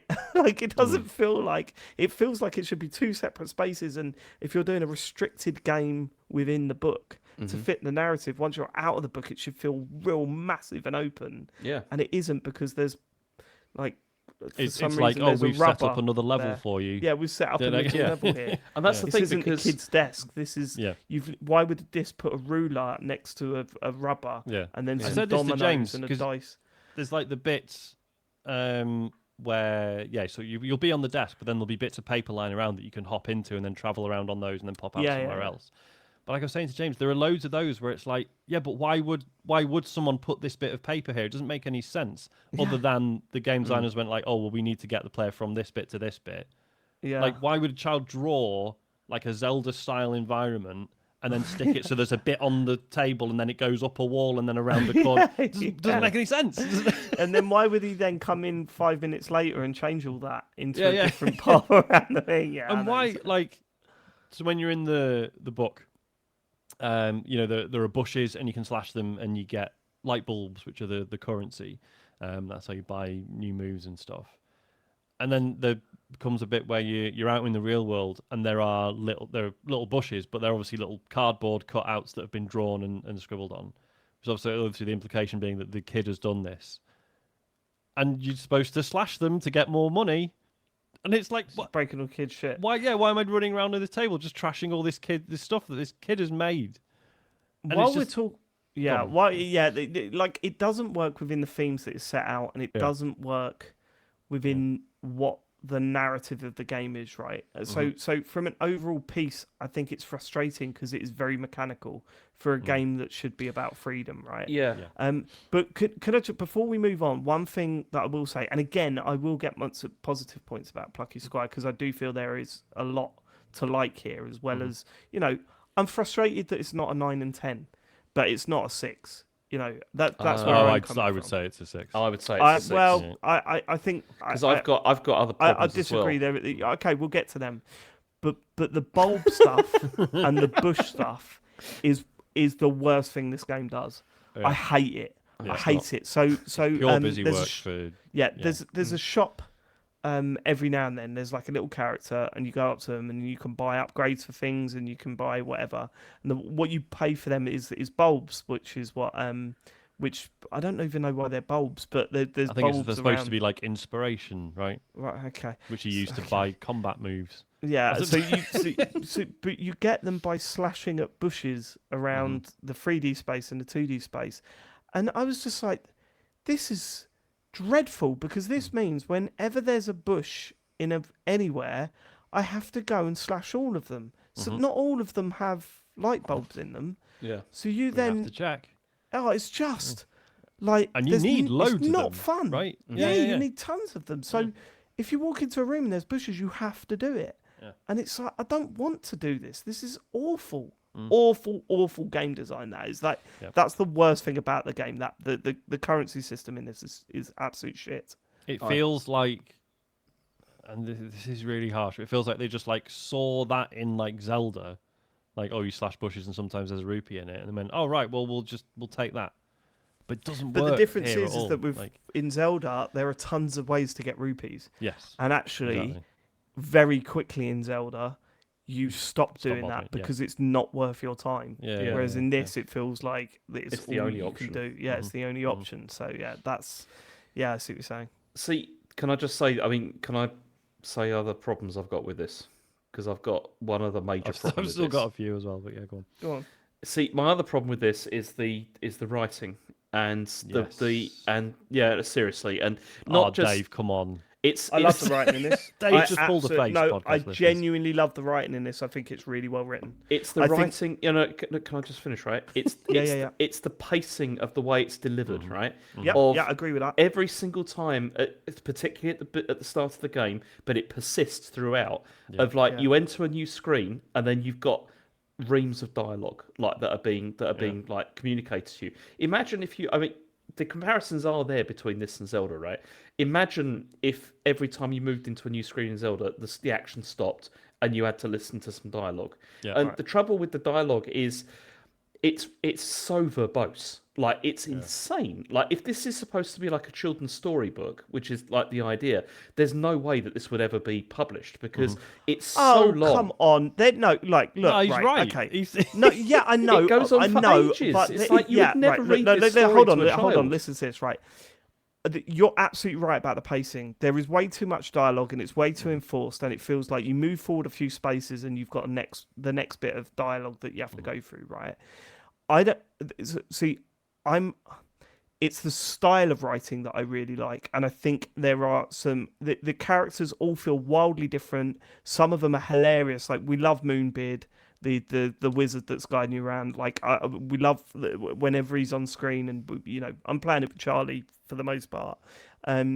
Thrash, one of your characters, one of your friends, hilarious throughout. Like, really? The right. Yeah, I love it. I'm No, I getting do. nothing from I any of the genuinely love it, characters, and I don't sit there going, they wouldn't put this in a children's book, because really it feels like when the characters are talking, that's not part of the children's book. It feels like Yeah, it's it just feels like pointless the dialogue. toys from Toy Story when they're moving about. You know, they're not being toys in that moment. But I They're don't not think being the book I in don't that think they're moment. different enough from the tone of a children's book No, for that they're to not. work. Wait, hold up. But I thought that's what you were saying, that it was different. Like this wouldn't be published. No, in I'm saying a but I'm saying children's it's this but it's not very efficient writing. A children's No. book book. No, like is a lot I more agree. sparing with the words it uses. Yes, I agree with that. Like there's too much dialogue. Mm-hmm. I wouldn't say the writing is bad in itself. Like the stuff that they're saying is, I find it really charming. I find it quite funny in places. And as I said, like Moonbeard, Mini Beard, every time we crack up whenever they come on screen. We love Thrash. I think there's some good stuff in there. I totally agree with the pacing, and I totally agree with how much dialogue there is. And sometimes it goes on flights of fancy when it doesn't need to, and things like that. But also, more broadly, those characters that they introduce are largely pointless as well. Oh, this is so weird. Which is the other It's like, problem. like it introduces, these are like your two best mates, and they do nothing. They They do- literally just Yeah, stand they do nothing still. and follow you around. Yeah. Yeah. They do Yeah. follow you around sometimes, but yeah, there's some sequences like the sort of the bigger sort of puzzle sequences where they will just fucking stand there and then wait for you to or open the door and sometimes then be just like, disappear off the screen. Yeah, like yeah. I'm But with you you. see, I totally agree with you. Like That's that. what Like could have been really cool, because if you like, they all have these different abilities, these characters, which only becomes apparent at certain points in the game. But if that had been fleshed out, that could have been brilliant. Like it could have brought new gameplay mechanics. There could have been more interesting ways to explore the world. That would have been great, but they just seem completely pointless. I don't know why they're there. they're just there to speak for the main character in a lot of Yes. cases. Yeah. That's all I've got. But I mean, So is there nothing that you liked about this game at all? I liked how it looked. I really love the way liked how it looked. And I know Yeah. that sounds like a cop out. I do think like the way the book looks, which again I know must sound weird because it's like, but there's like a whole 3D world. Yes, but the way the light hits the book and the texture of it and stuff is so That beautifully stuff is done. incredible. Yeah. Really, really good. And I love thick the 2D lines art in the style 2D as well. space. Yeah. Yeah. I was very, very, very disappointed that I don't know if you've done it yet, and I'm sorry if this is a spoiler. It's quite early on in the game, but at one point you jump inside a like a I don't want to call it a Dungeons and Dragons style. Oh, it's like a card, Magic but the Gathering. Oh yeah. Yeah, card. like a Magic the Gathering card. That And bit I is was so like, weird. I cannot wait to see the Plucky Squire in this art style when you jump into it. But you Yeah. jump into it and you don't. You get And he's 2D Plucky Squire. And I then was and kind it's of like and you've jumped into a also- Magic the Gathering card, and then you do like a JRPG style battle, and it's like, why? They're two different things. I don't really understand the Yeah, connection see, there. I don't And then- mind that not being connected. But Like, that but then doesn't that whole bother me bit at all. isn't But even that whole like, bit goes on forever. yeah, like, it and goes it's on not for even like ages, an that bit. actual. There's no actual gameplay to engage with because it's actually just like you need to do this one thing, then you need to do this one thing, and then you get magically more powerful, and it's just like right, okay, I didn't really Well, no, make actually, any meaningful choices there. What really fucked me off about that, Sean, is Mm. that you go there Yeah. to get a long range weapon. And you can And already then throw you your find sword. out you can't use that long range Yeah, yeah, yeah. weapon as you're walking around. It was Because like, you can oh, already right. throw your sword, so I was a bit like, well, why do I thought I already? Why had do I it, need okay. this? Yeah. Yeah. Look, okay, all right. Well, let me talk to you about what I did like. I mean, visually, it is absolutely fantastic. There's no getting Yeah, around. Like, it absolutely. is a stunning looking game. Mm-hmm. I like the characters. I agree that there are a lot of them are relatively pointless, but it sort of reminds me of Golf Story in a way. That yeah. Golf Story had a lot of problems. Mhm. It had that issue of like everyone talking in the same way, but but when you buy into the sort of humor that they're going for and the sort of tone they're going for, I think there's a lot to love about it. Like, honestly, genuinely, I cannot describe how much we love Moonbeard, and there is part of Moonbeard is the wizard that sort of sets you off on your task, but Moonbeard walks around with like a Bluetooth headphone in and talks in a really casual way and stuff, and a lot of people roll their eyes at that type of writing. It is very sort of new era Marvel style writing, you know, like, hey, you think I'm this character, but actually I'm like, whatever. So I understand why some people find that irritating. I thought in this case, it was really well implemented, and we just really like that character. What else have I got? I like the feed, like the idea of jumping in and out of the book, although it's not implemented well enough to make the puzzles more interesting than they like as the puzzles are not as interesting as they should be. I think the problem is I don't think this game really excels at anything other than visually, and I think it rests on, hey, isn't it cool that you're jumping in and out of 2D and 3D space? And you go, yeah, that is really cool. That's really cool. But what else is there? And there's not much else. I don't think it does things badly. I don't think it does things terribly. Yeah. I don't think it does it well enough to be anything other than okay. Do you know what I mean? And that's why to me, this feels like a game where they had a really cool idea and concept, for this that they executed, for the movement between the spaces.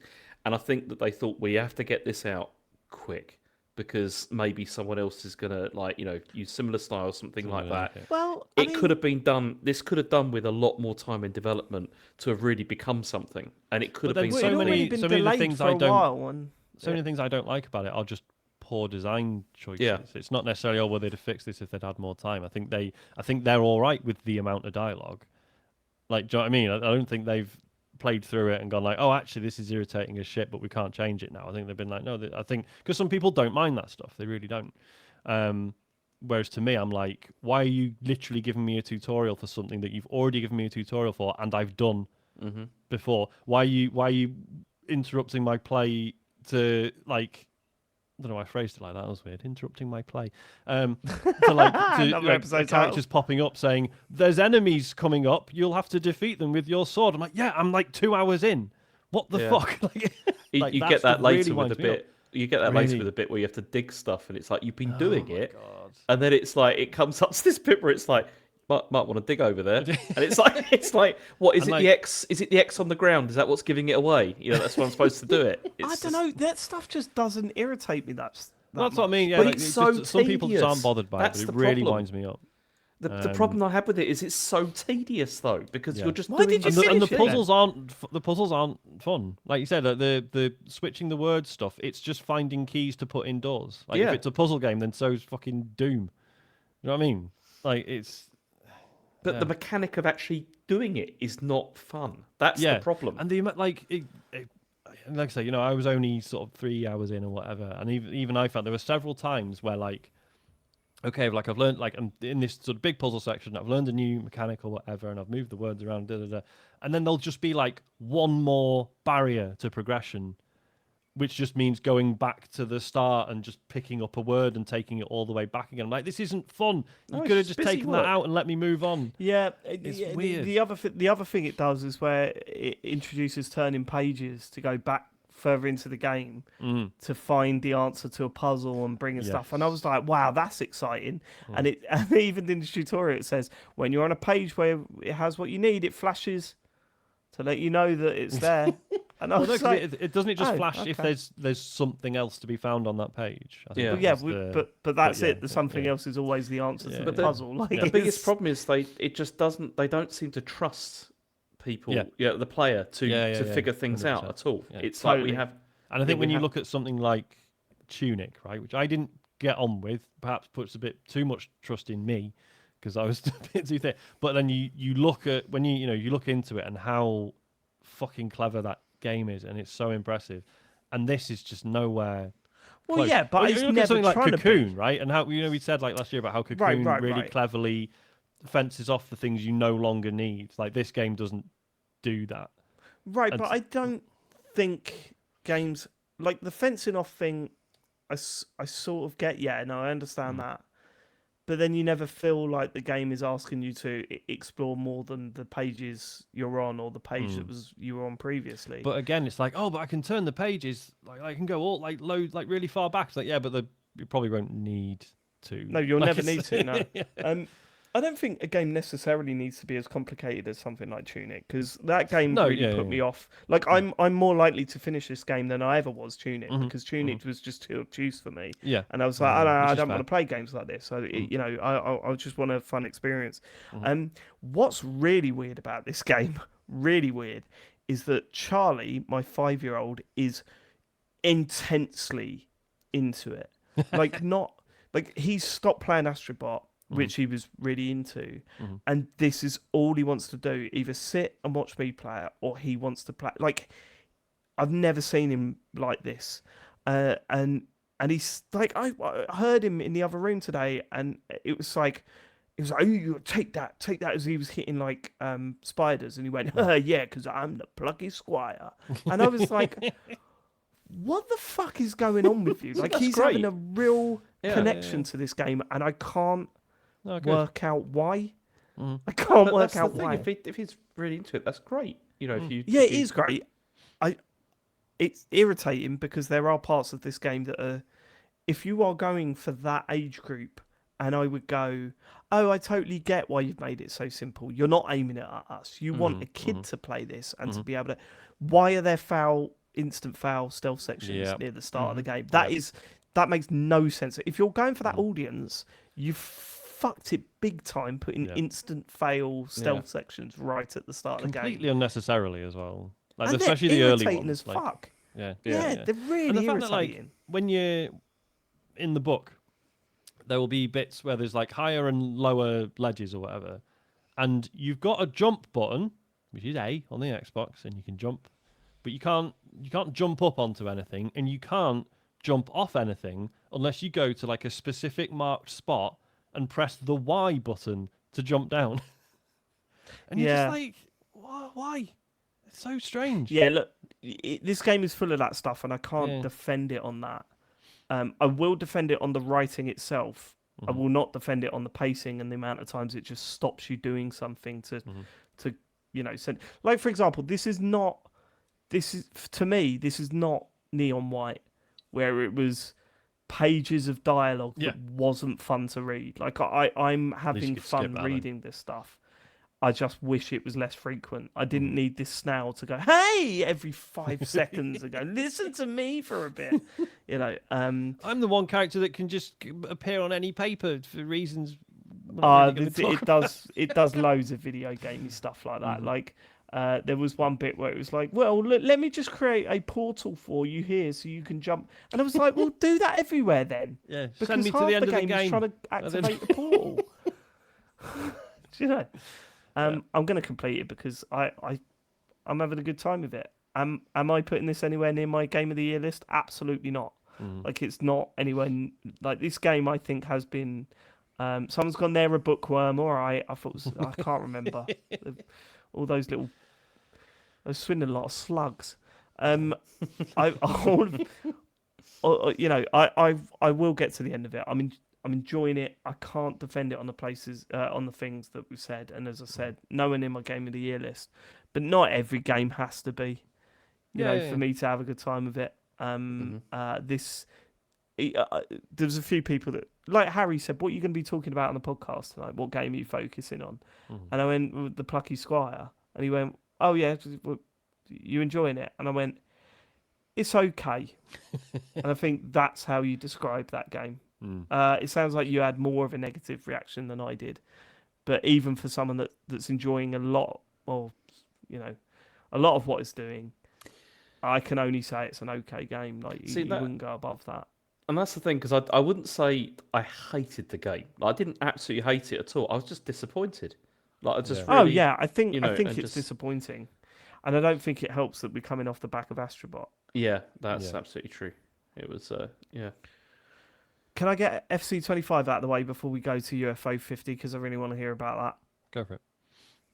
I don't get to talk about the football game that I play all year long.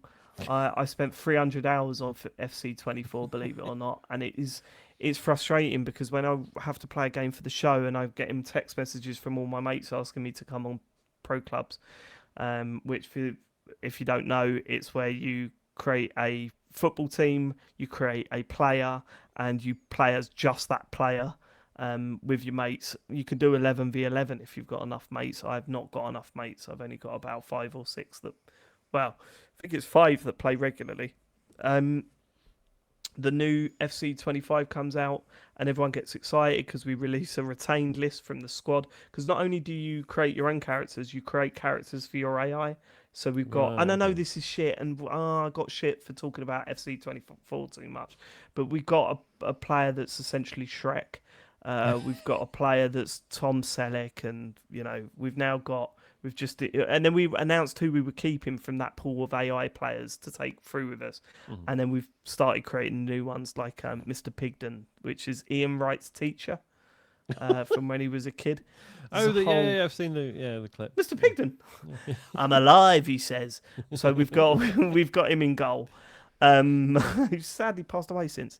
But that whole buzz of like sending the new pictures of the new kit to each other and creating the characters and all this sort of stuff has been great.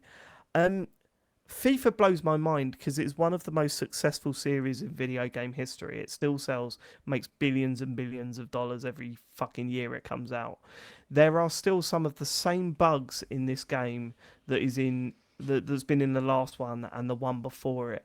For example, it has this horrific system now where if you're playing locally, so I went and saw some of my mates this weekend and we were like, should we play some FIFA? We're all old men, right? So some of us started playing football games from, Atari days. Some of us don't play football games and just wanted to join in. If I want my control scheme and my friend wants to change their control scheme, it comes up, well, you've got to have a different profile logged in to do that. What? You can't just have 2 different control setups. Wow. So we did that, and I logged into the bloke's Xbox. So I was like, fine. And he went, no, we don't recognise. So it needs to be separate profiles. And I'm going, if anyone from EA is listening, fix that. If I'm playing locally with friends, let us put whatever control system we want on. Like, that is one of the most irritating things. That is one of those things that you go, do you remember the old days when everything was simple? Like, you didn't have profiles. You would just change the control setup to what you wanted. Yeah. Like, why you can't do that here is beyond me. We tried adding a guest. We tried logging someone in. We tried logging everyone out. It was just would not let us have 2 different control setups. So one of us had to play a control setup that we didn't like. It was insane. I hated it. There's also this ridiculous issue where you can spend ages tuning the way an AI character looks in clubs. But the moment you start a game, it just loses all that information. It will keep the colour of their hair for some reason, but their face just completely changes. And you go, this has been in the game for 3 years now. Like, they've clearly done a lot of stuff this year.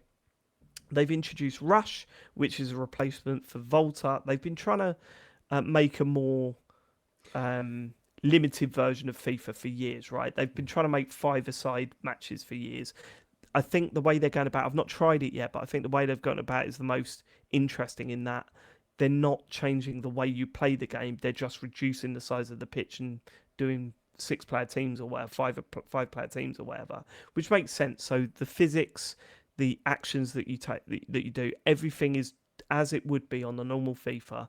Everything's just reduced. Right. Okay, I'm interested in that. I will give that a go because the problem is with Volta they would go, look at all these wild new things we're doing. Look, you can play it off a wall and do these tricks that you could never do, and it ended up in Mario Strikers that no one really wanted to play. Look, all these complaints, and I've got tons of them about FIFA, and I keep calling it FIFA, FC25. Like I've got tons of complaints about for FC25, but I'm going to play it for 300 hours because the Pro Clubs mode is my favourite thing in gaming. I love it. Me and my mates get together, we rip the shit out of each other for 2 hours straight, pretty much every night of the week. And there are the odd moments where we'll win a game in the last minute and it feels like the best gaming experience I've ever had in my life. That's how it works. When you're losing that game, the game is fucking you and it's a piece of shit. When you're winning it, you feel like an absolute champion. It's bizarre. But I know that I'm as tough as it is now.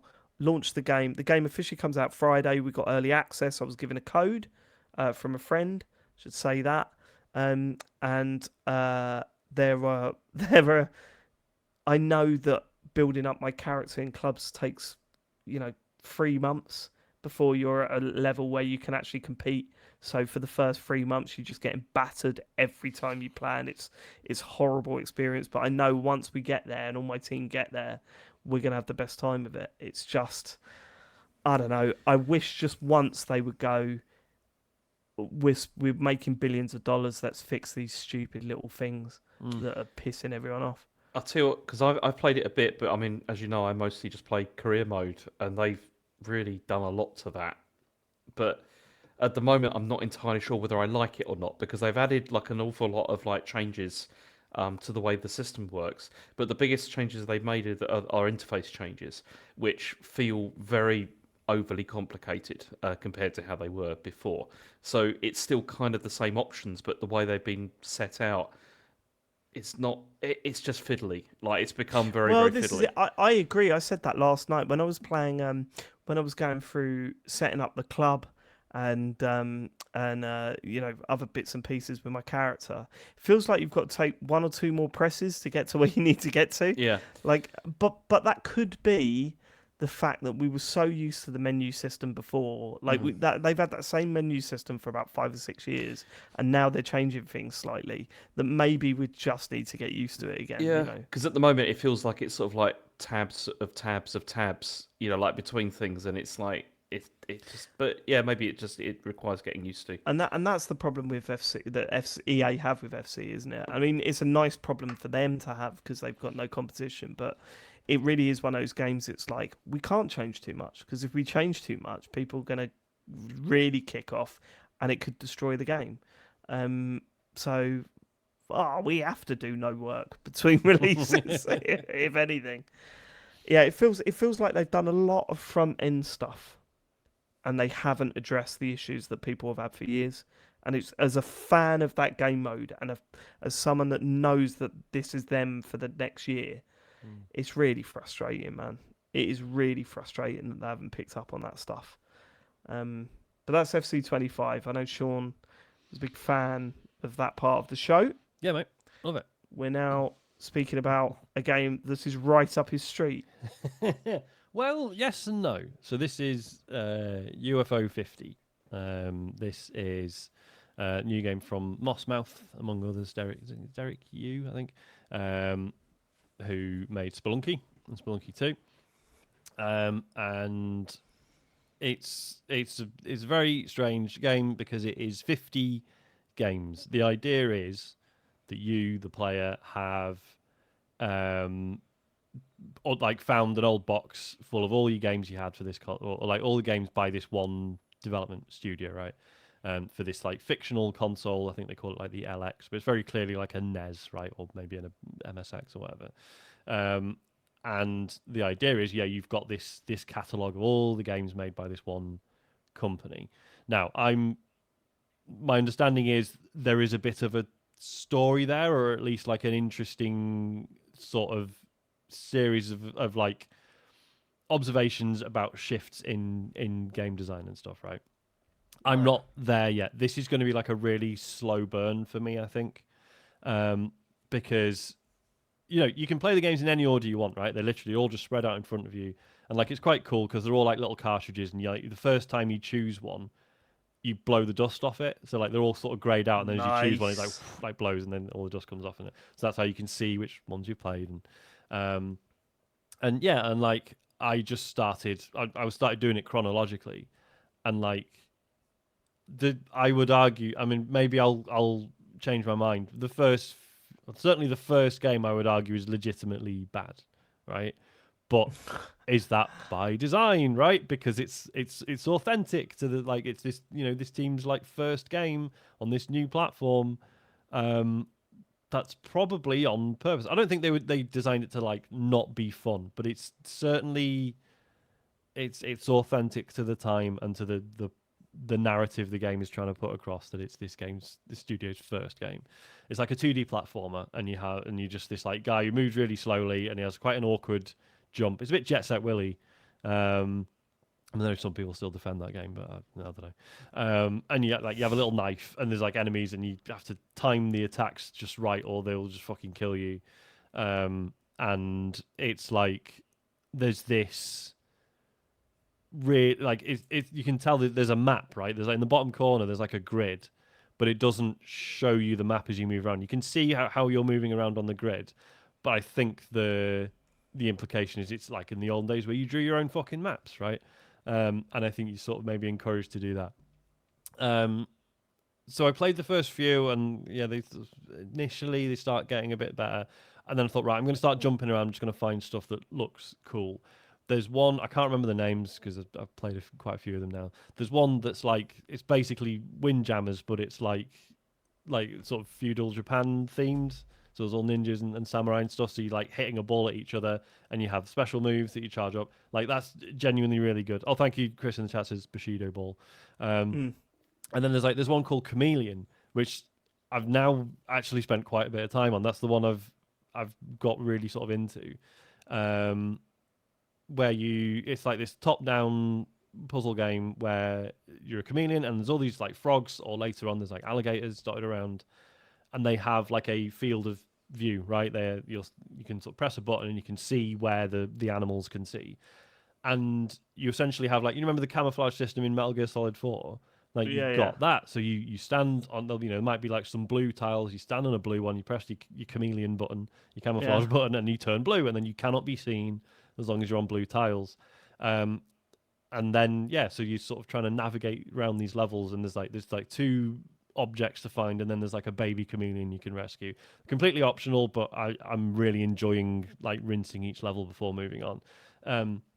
Just these really beautifully like intricate puzzles where you like, right, if I stand on this one, like, I can get brown from there, and then that means I can move down to this area, get past this frog, and like, oh shit, how do I get past this frog? Oh, if I get this color, I can go round behind him, and then that, or there'll be a couple of blocks that are just blocking a frog's point of view from a couple of squares, and then you can get another color. And the cool thing is when you pick up the baby chameleon, that's always behind you.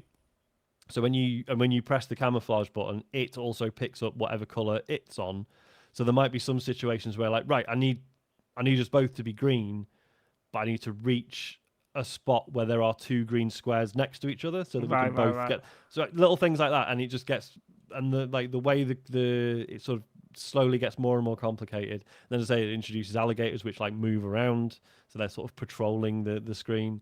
It's fucking great, so I was like, 10 minutes into it, I was like, right, this is the first one I'm going to finish. And I think they're mostly. I don't know if the length of them varies. This feels like I'll probably have finished it in maybe 60, 90 minutes, something like that. So yeah, I think I'm going to be talking about this on and off for quite a while. The Eggplant podcast, they do. It's really good. It's worth a listen. It's basically game developers talking to other game developers, typically indies.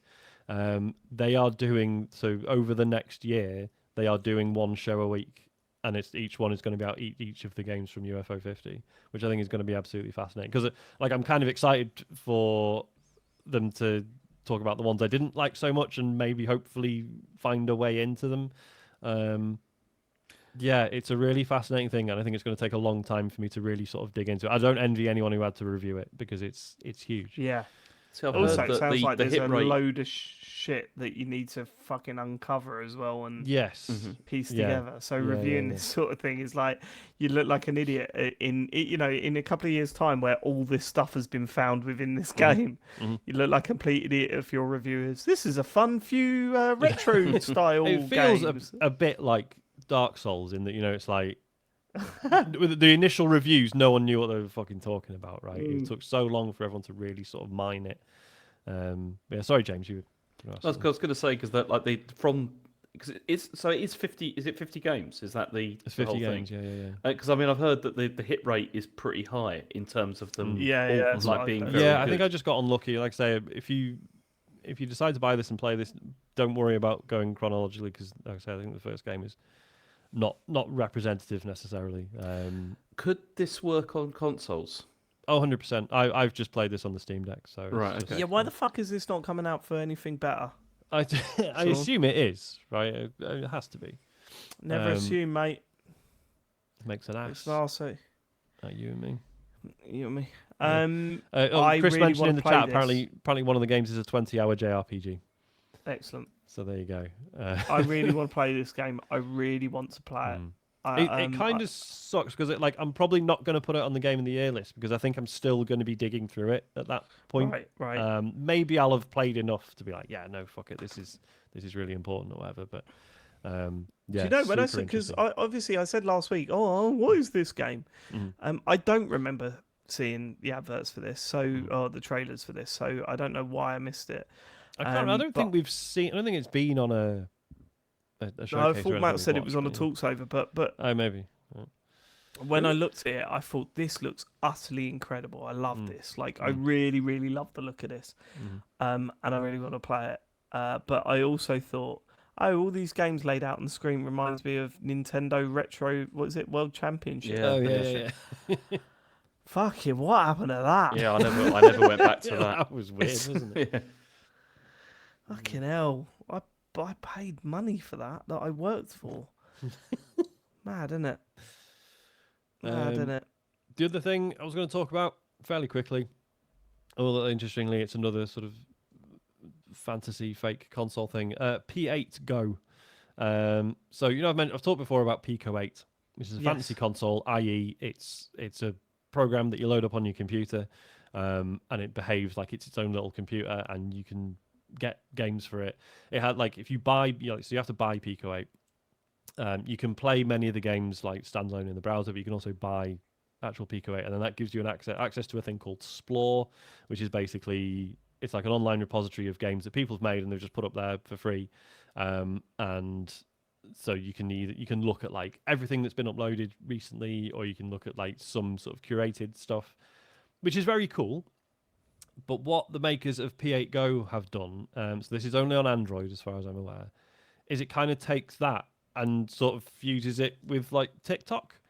In which I know to some people are like, oh, that sounds horrible. Why would you do that? No, it's really good because it means because obviously Pico-8 games they're very relatively simple, really tiny file size, so usually very short, small games as a rule. Not necessarily always, but mostly.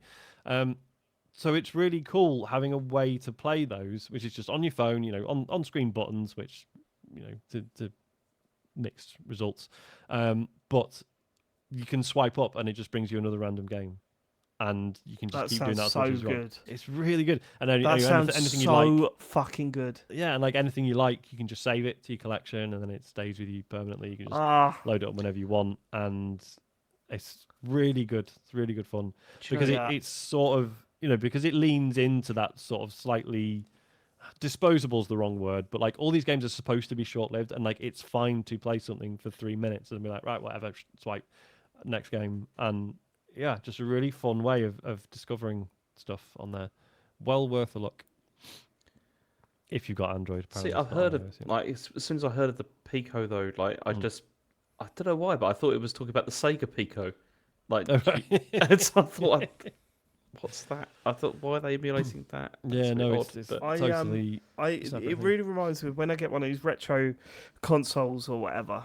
On some of them they have a play a random game button. That's my favourite thing about that. 2,000 games and you press a button, you play a completely random one. And yeah, a lot of them are shit, but I fucking love doing that because you just never know what you're gonna find. So that just sounds right up my street. It was great because I've not Apple, innit? I know. I don't know if Apple are stopping it or if it's just the devs are just not got around to it because it's free as well. That's the other thing. Which I guess in a way I suppose it has Apple to be is stopping it then.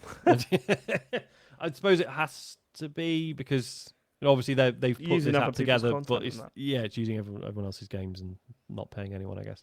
But literally there's a lot of original stuff on Pico-8, but there's a lot of cool sort of demakes as well. So when I first loaded it up, it was someone's made Star Fox. Swiped it. Oh, someone's made right. Super Hot. Like like it's really good. And again, you'll play it for 5 minutes and be like, all right, well, I'm not, I wouldn't have paid like a tenner for this, but it was a really cool diversion. It's interesting to see how they've demade it and what have you. But as I say, there's plenty of original stuff on there as well. So yeah, very good. Enjoyed that a lot. That's what we've been playing this week. We've got time for a few questions, and then we're gonna go. All right. If you want to contact us, go to tcgs.co/dear TCGS. Cheesy Steve says, "All right, lads, what's your favourite cheese?" We must have answered this. We've answered this before, haven't we? Yeah. Definitely It depends. It Steve, does. sorry, it depends, mate. You think if you're cheesy, mate, you should know this. That's true. Sometimes I like a bit of camembert. Yeah. Ooh, you see, I'm an absolute novice with cheese. Cheddar. You please. love Thanks. camembert. You love it, mate.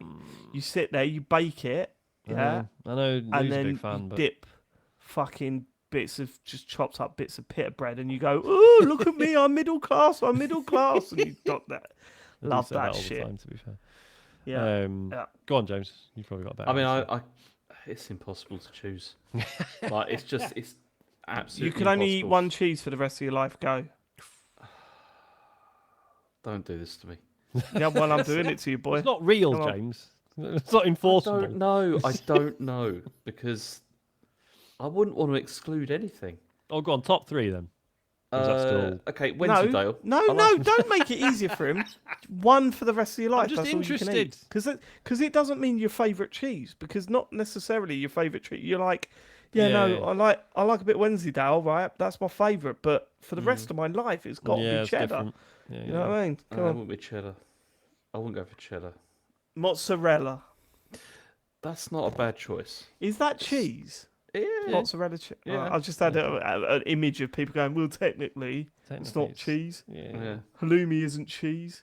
Have you noticed that they've renamed, like in Tesco now, it doesn't say halloumi, it says halloumi style cheese. Funnily enough, I noticed that in Weatherspoons the other day. Weatherspoons, I was like, halloumi style fries. Halloumi style, yeah.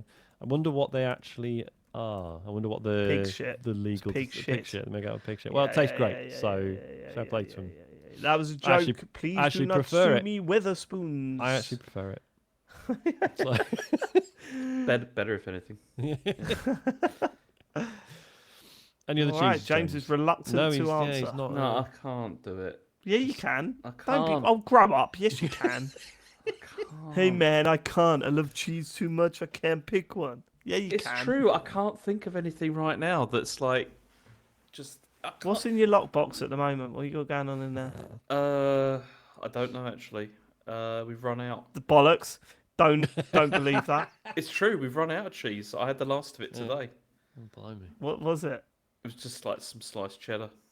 You know. Fair And enough. what did you have it in your sandwich, or did you just whack it down your gob? No, well, a couple of them obviously I did that before I put them in the sandwich. What, you just sit there like a post box. You just ride in your mouth and slot it in. You just slot Is that some in before you go for it, and then I had some Go nice for it. bread rolls that I put in the air fryer, to like make them a bit Nice. warm, Yeah, and then yeah. Okay, let's go the other end then. What is one cheese that you don't like? I've yet to come across one.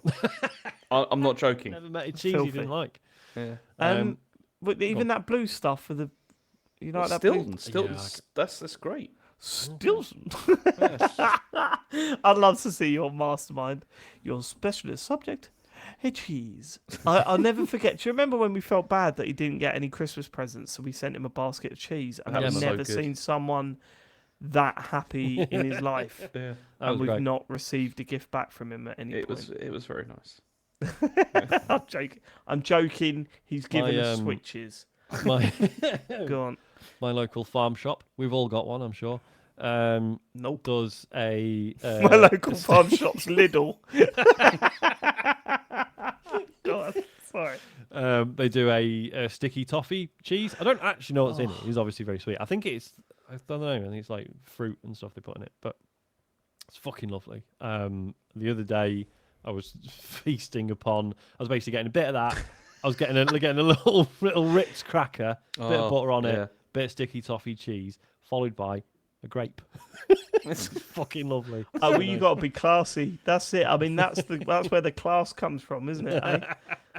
Do you remember when the Ritz crackers. Do you remember when our parents thought that classy was pineapple and cheddar on a cocktail stick? Do you remember that? We didn't really know what class was in the 90s, did we? No, they really didn't. I watched. What did I watch? I don't know if it's a TV show, but it was set. Well, it was recorded in the 80s, and someone brought out a bottle of wine, and someone else was like, "Whoa, have you heard? She's drinking wine." I actually do know what it was. It was the Cradle to the Grave TV show, and it was set in the 80s. Everyone recorded that there, but there was this whole thing about, fucking hell, she's got wine. What the hell? Who does she think she is?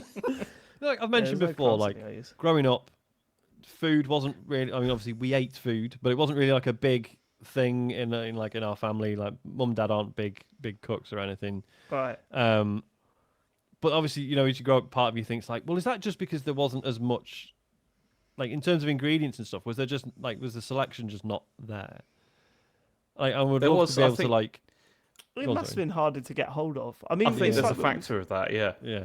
It's like what we're saying, when we were in the 80s and 90s, you go to a pub and say, 2 Fosters, a Kronenberg and a Stella, please, mate. And now you're like, I'll have a fiddler's thumb, a 2 up, 2 down in the outhouse, a pint of your finest Glockenspiel. You know what I mean? It's like, what the fuck is going on at the moment? You know, I'd love to like do like a cooking show where you go back, like you have to go into like a 1990s supermarket and just be like, where's the fuck? There's no quinoa. There's no fucking quinoa. Where's the hummus? What? That's it. Yeah. When you said, I'd like to know from our listeners, when you said growing up at there, like earlier, I don't know if you know. Do you know this song? Growing up isn't easy. No, If you thought of that song when Sean said growing up, please get in touch so I'm not mad. I think it was from The Worst Witch, which was a dreadful. The Worst Witch. Do you remember The Worst Witch? I do remember The Worst Witch. Yeah. Who did it have? It had someone really famous in it, and it has one of the most cringeworthy scenes of all time. Hang on, do you mean the more recent reboot or the original? No, the original. Oh, it says 2017 drama. That's not the one I'm thinking. That's the of. reboot that they did. Tim Curry. It has a really awful scene with Tim Curry. I need to try and find it again. It's something like it's a song and it's green screen and it's like things that go bump in the night or something really bad like that. The Worst Witch was on repeat in my house growing up. So growing up isn't easy. Is that it? Is that it for the question? Let's do another one, please. Yeah, we've got a couple more. Cena says, "Dear lads, on a bleary 20-hour flight back from South America, memory came back to me from a previous episode where I think Dave said how awesome it would be if Balatro could come out on mobile. That day seems almost upon us, slated to release next week. Just wanted to check in whether you were aware and if any of you would be splashing the mobile gaming gods with coin in this regard." I'm fucking tempted, but I'm extremely worried. I will give it a go. Yeah, because it's on Apple Arcade. I'm going to give it a go. Oh, is it? Yeah. Oh, sound. There you go. It's free, isn't it? Mm-hmm. What? What? James, I know you're an Apple fan, but you're not still subscribed to Apple Arcade. I've got a free. What's it called? I got a free trial with my recent purchases. Big fan. Yeah. Oh, he's bought a new watch, hasn't he? I see. How they get you? So I'm buying it, fair enough. I'm buying it. Yeah, I'll buy it. I'll buy that shit. I'll buy it. Give me that. All right. Last one. Maria Mendieta says, "Dear TCGS compressed video. A few years ago, dads, like Kratos, headlined games, yet there appears to be another type of dad that has haunted gaming for decades, the kind that plays Civilization titles or enjoys simulators. As parents, what do you specifically believe turns a title into a dad game, and why is it used as a pejorative term? Keep up the astonishing work. Sincerely, Maria." I heard Harry playing Fortnite the other day, and he said something, and I overheard him saying to his mate, "Yeah, my dad plays Fortnite. Why is that weird?" I was like, I wanted to go, I'm kind of glad that you're proud of me doing being but I don't play Fortnite. Yeah, Harry, I was so going to don't say. I didn't think you lie. played it. Yeah. It's laying there. Accuse me of laying. I don't know what creates a dag. I think it used to be fishing games. So like when I was growing up, it was always my dad doesn't play but he plays carp fishing on the. Was it? There was that one from Minesweeper. Sierra. It was. Do you remember that? No. You remember Sierra when they made games for the PC and it would launch and go, Sorry, Sierra. I don't remember they that. made fishing Neither do I. games. Yeah, Sierra published all sorts of stuff. Yeah, Yeah. they're huge. The please original say they did Half-Life. that. Yes. Did they really? Yeah. Yeah. Please say they did that Who Sierra thing. Otherwise, I'm going to be really, really I embarrassed. don't remember this, and I played a lot of Sierra games like back in the day, so I don't know where that's. Sierra. I'm sure that's what they did when the God, I symbol hope you've come just up. completely made this up. Please. I just remember it being like was it like a mountain or something that used to like come into view or something like that for Yeah. Sierra? That was the And it logo, would wasn't go- it? With the blue, sort of, Yeah. it's like a circle. Yeah. And then we go, Good logo. Sierra. I don't remember that. I think you just made this Sierra. up. Logo. But I remember reading once about it was an article about simulators, like hardcore simulators, like military sims and stuff. And they talked about this one guy who I can't remember what game it was. It was a submarine sim, and he would only play it in real time. Like the idea, like it had a time skip function for when you were sailing across the entire fucking Atlantic or whatever. But he would insist on playing it in real time, regardless of whether he was working or asleep. So he worked from home, and he would just like when he went to sleep, he would just turn the speakers right up. So occasionally he'd just get woken up by like alarms or his crew shouting shit at him. That's amazing. And he's like, "Well, I'm the captain, so that's how it goes." Yeah, I love wild that. stuff. That's great. But proper dad. But then that's like boomer dad behavior, isn't it? Like I think when we're talking about this type of dad game, it's a boomer dad nowadays? thing more than Yeah, 'Cause totally. we play yeah. Fortnite, don't we, guys? Yeah, we do. We all play Fortnite. Yeah, Well, yeah. someone's put in the chat. What about golf games? You're absolutely right. That was another one. Yeah. Although there was still a lot of dads when I was oh god, okay. I don't know if I should. But anyway, there was a lot of dads like playing Monkey Island. I remember some guy used to knock on my dad's door that lived across the road saying, "I can't get past this bit in Monkey Island. Do you know?" And my dad didn't even play it. Like I don't know why he was asking him. So how did he give the right answer then? He didn't. He said, "I don't know, mate. I don't know. I don't know What are you Can talking please about, son? Stop I knocking just on my door." love the idea that he just still gave him the right answer even though he'd never played it. Oh god, I found. I mean, a yeah, like video that's- I've said before. So we had consoles growing up. We had the Commodore 64 first, then a few consoles, and then we got PC. And then when we got the PC, Dad bought like a couple of point-and-click adventures and stuff. And he never really got into them. I think probably because me and my brother were hogging the computer. So yeah, there was almost I had that sort of dad who plays dad games experience, but yeah, never really. took off. Yeah, see, my dad would play games. Like we played Halo together. We played a lot of football games together. We'd constantly be playing football games. But there was just a time where he just gave up, and that was it. He was done. I think with a lot of boomer dads, it is like an interest in military stuff, particularly like saying like it's often strategy games and it's military simulators. Is it like military stuff or sports? Because they're the two genres if you grew up in the 50s and 60s, right? Yeah. But as Maria says, it's simulators, isn't it? It's that sort of like Yeah. it's actually. I think, especially from that generation, it's that sort of thing of like I'm doing something here which is real. This isn't a game. It's that kind of aspect of it. It's like I'm this not is playing. Real skills. Yeah, I'm not playing. This is actually respectable. What I'm doing here. Well, this is one of those things where I remember there was a lot of chat. Do you remember like the 1UP and all that sort of stuff? That era, there was a lot of chat where it was like video games should never have been called games because that's what's holding them back. That was the chat at the time of the news because you play games and that makes people like look down on it a lot. And I kind of see their point, but also feels like we're past that now, right? Yeah, because it's like no one picks up a comic and thinks, well, this is going to be funny because it's called a comic. Therefore, It has to. Do you know what I mean? Like, because that would be a very weird reaction to picking up a comic.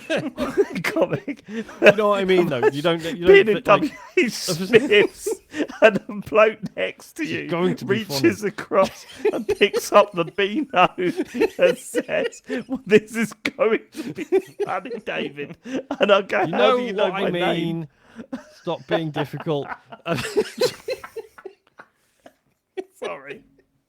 Do you know what I mean? The name originates from the fact that they traditionally they were funny, right? And now obviously comics can be whatever they want. They be any type of story. Yeah. But the name's stuck. But that doesn't hold comics back because they're not all funny. They're not restricted by that. Similarly, I think games are the same. Like they don't have to, like obviously Yeah, it's there not will always be elements to associative them. to the original concept Yeah, anymore, is it? exactly. Yeah. Yeah. Okay. I can't stop thinking about Sierra. I need to find that.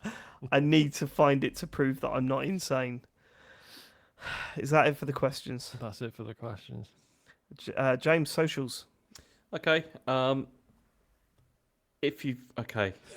Joe, I nearly had that totally Oh, you nailed should in have my seen head. this coming though. I thought you were going to smash it. Yeah. I was like, oh fuck, he's going to smash it. No, That ruined it. because I didn't want to. Because the thing is, I'm looking at the list And all here. you did was say, right, okay, that's all you did, and it I worked. know. And then you It's failed. because I was looking at the list here, and I was thinking, how do I get straight into Twitch? Because that's like, it's not. It doesn't feel right. But anyway, if you've got Twitch and you've got Twitch Prime and you've got Amazon Prime, you can link your subscriptions and give us a subscription. We'd appreciate that. That'd be nice. We also have a Patreon, which is at patreon.com/ccgs. And we appreciate your support. We also have a website, which is at tcgsco.co,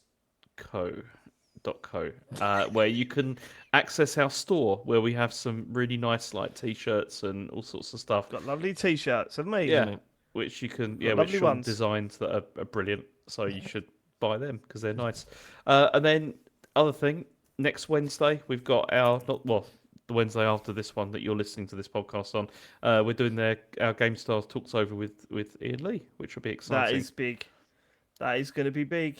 Yeah, and that's it. That's pretty much it. So thanks for Hi listening. everyone. Can you just be silent, please, for a moment?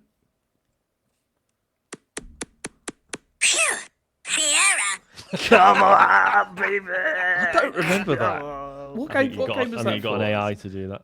I don't know. Okay. Don't know what it's from. It was a little creature walks along the screen and goes, Sierra. Yeah. As we've just heard.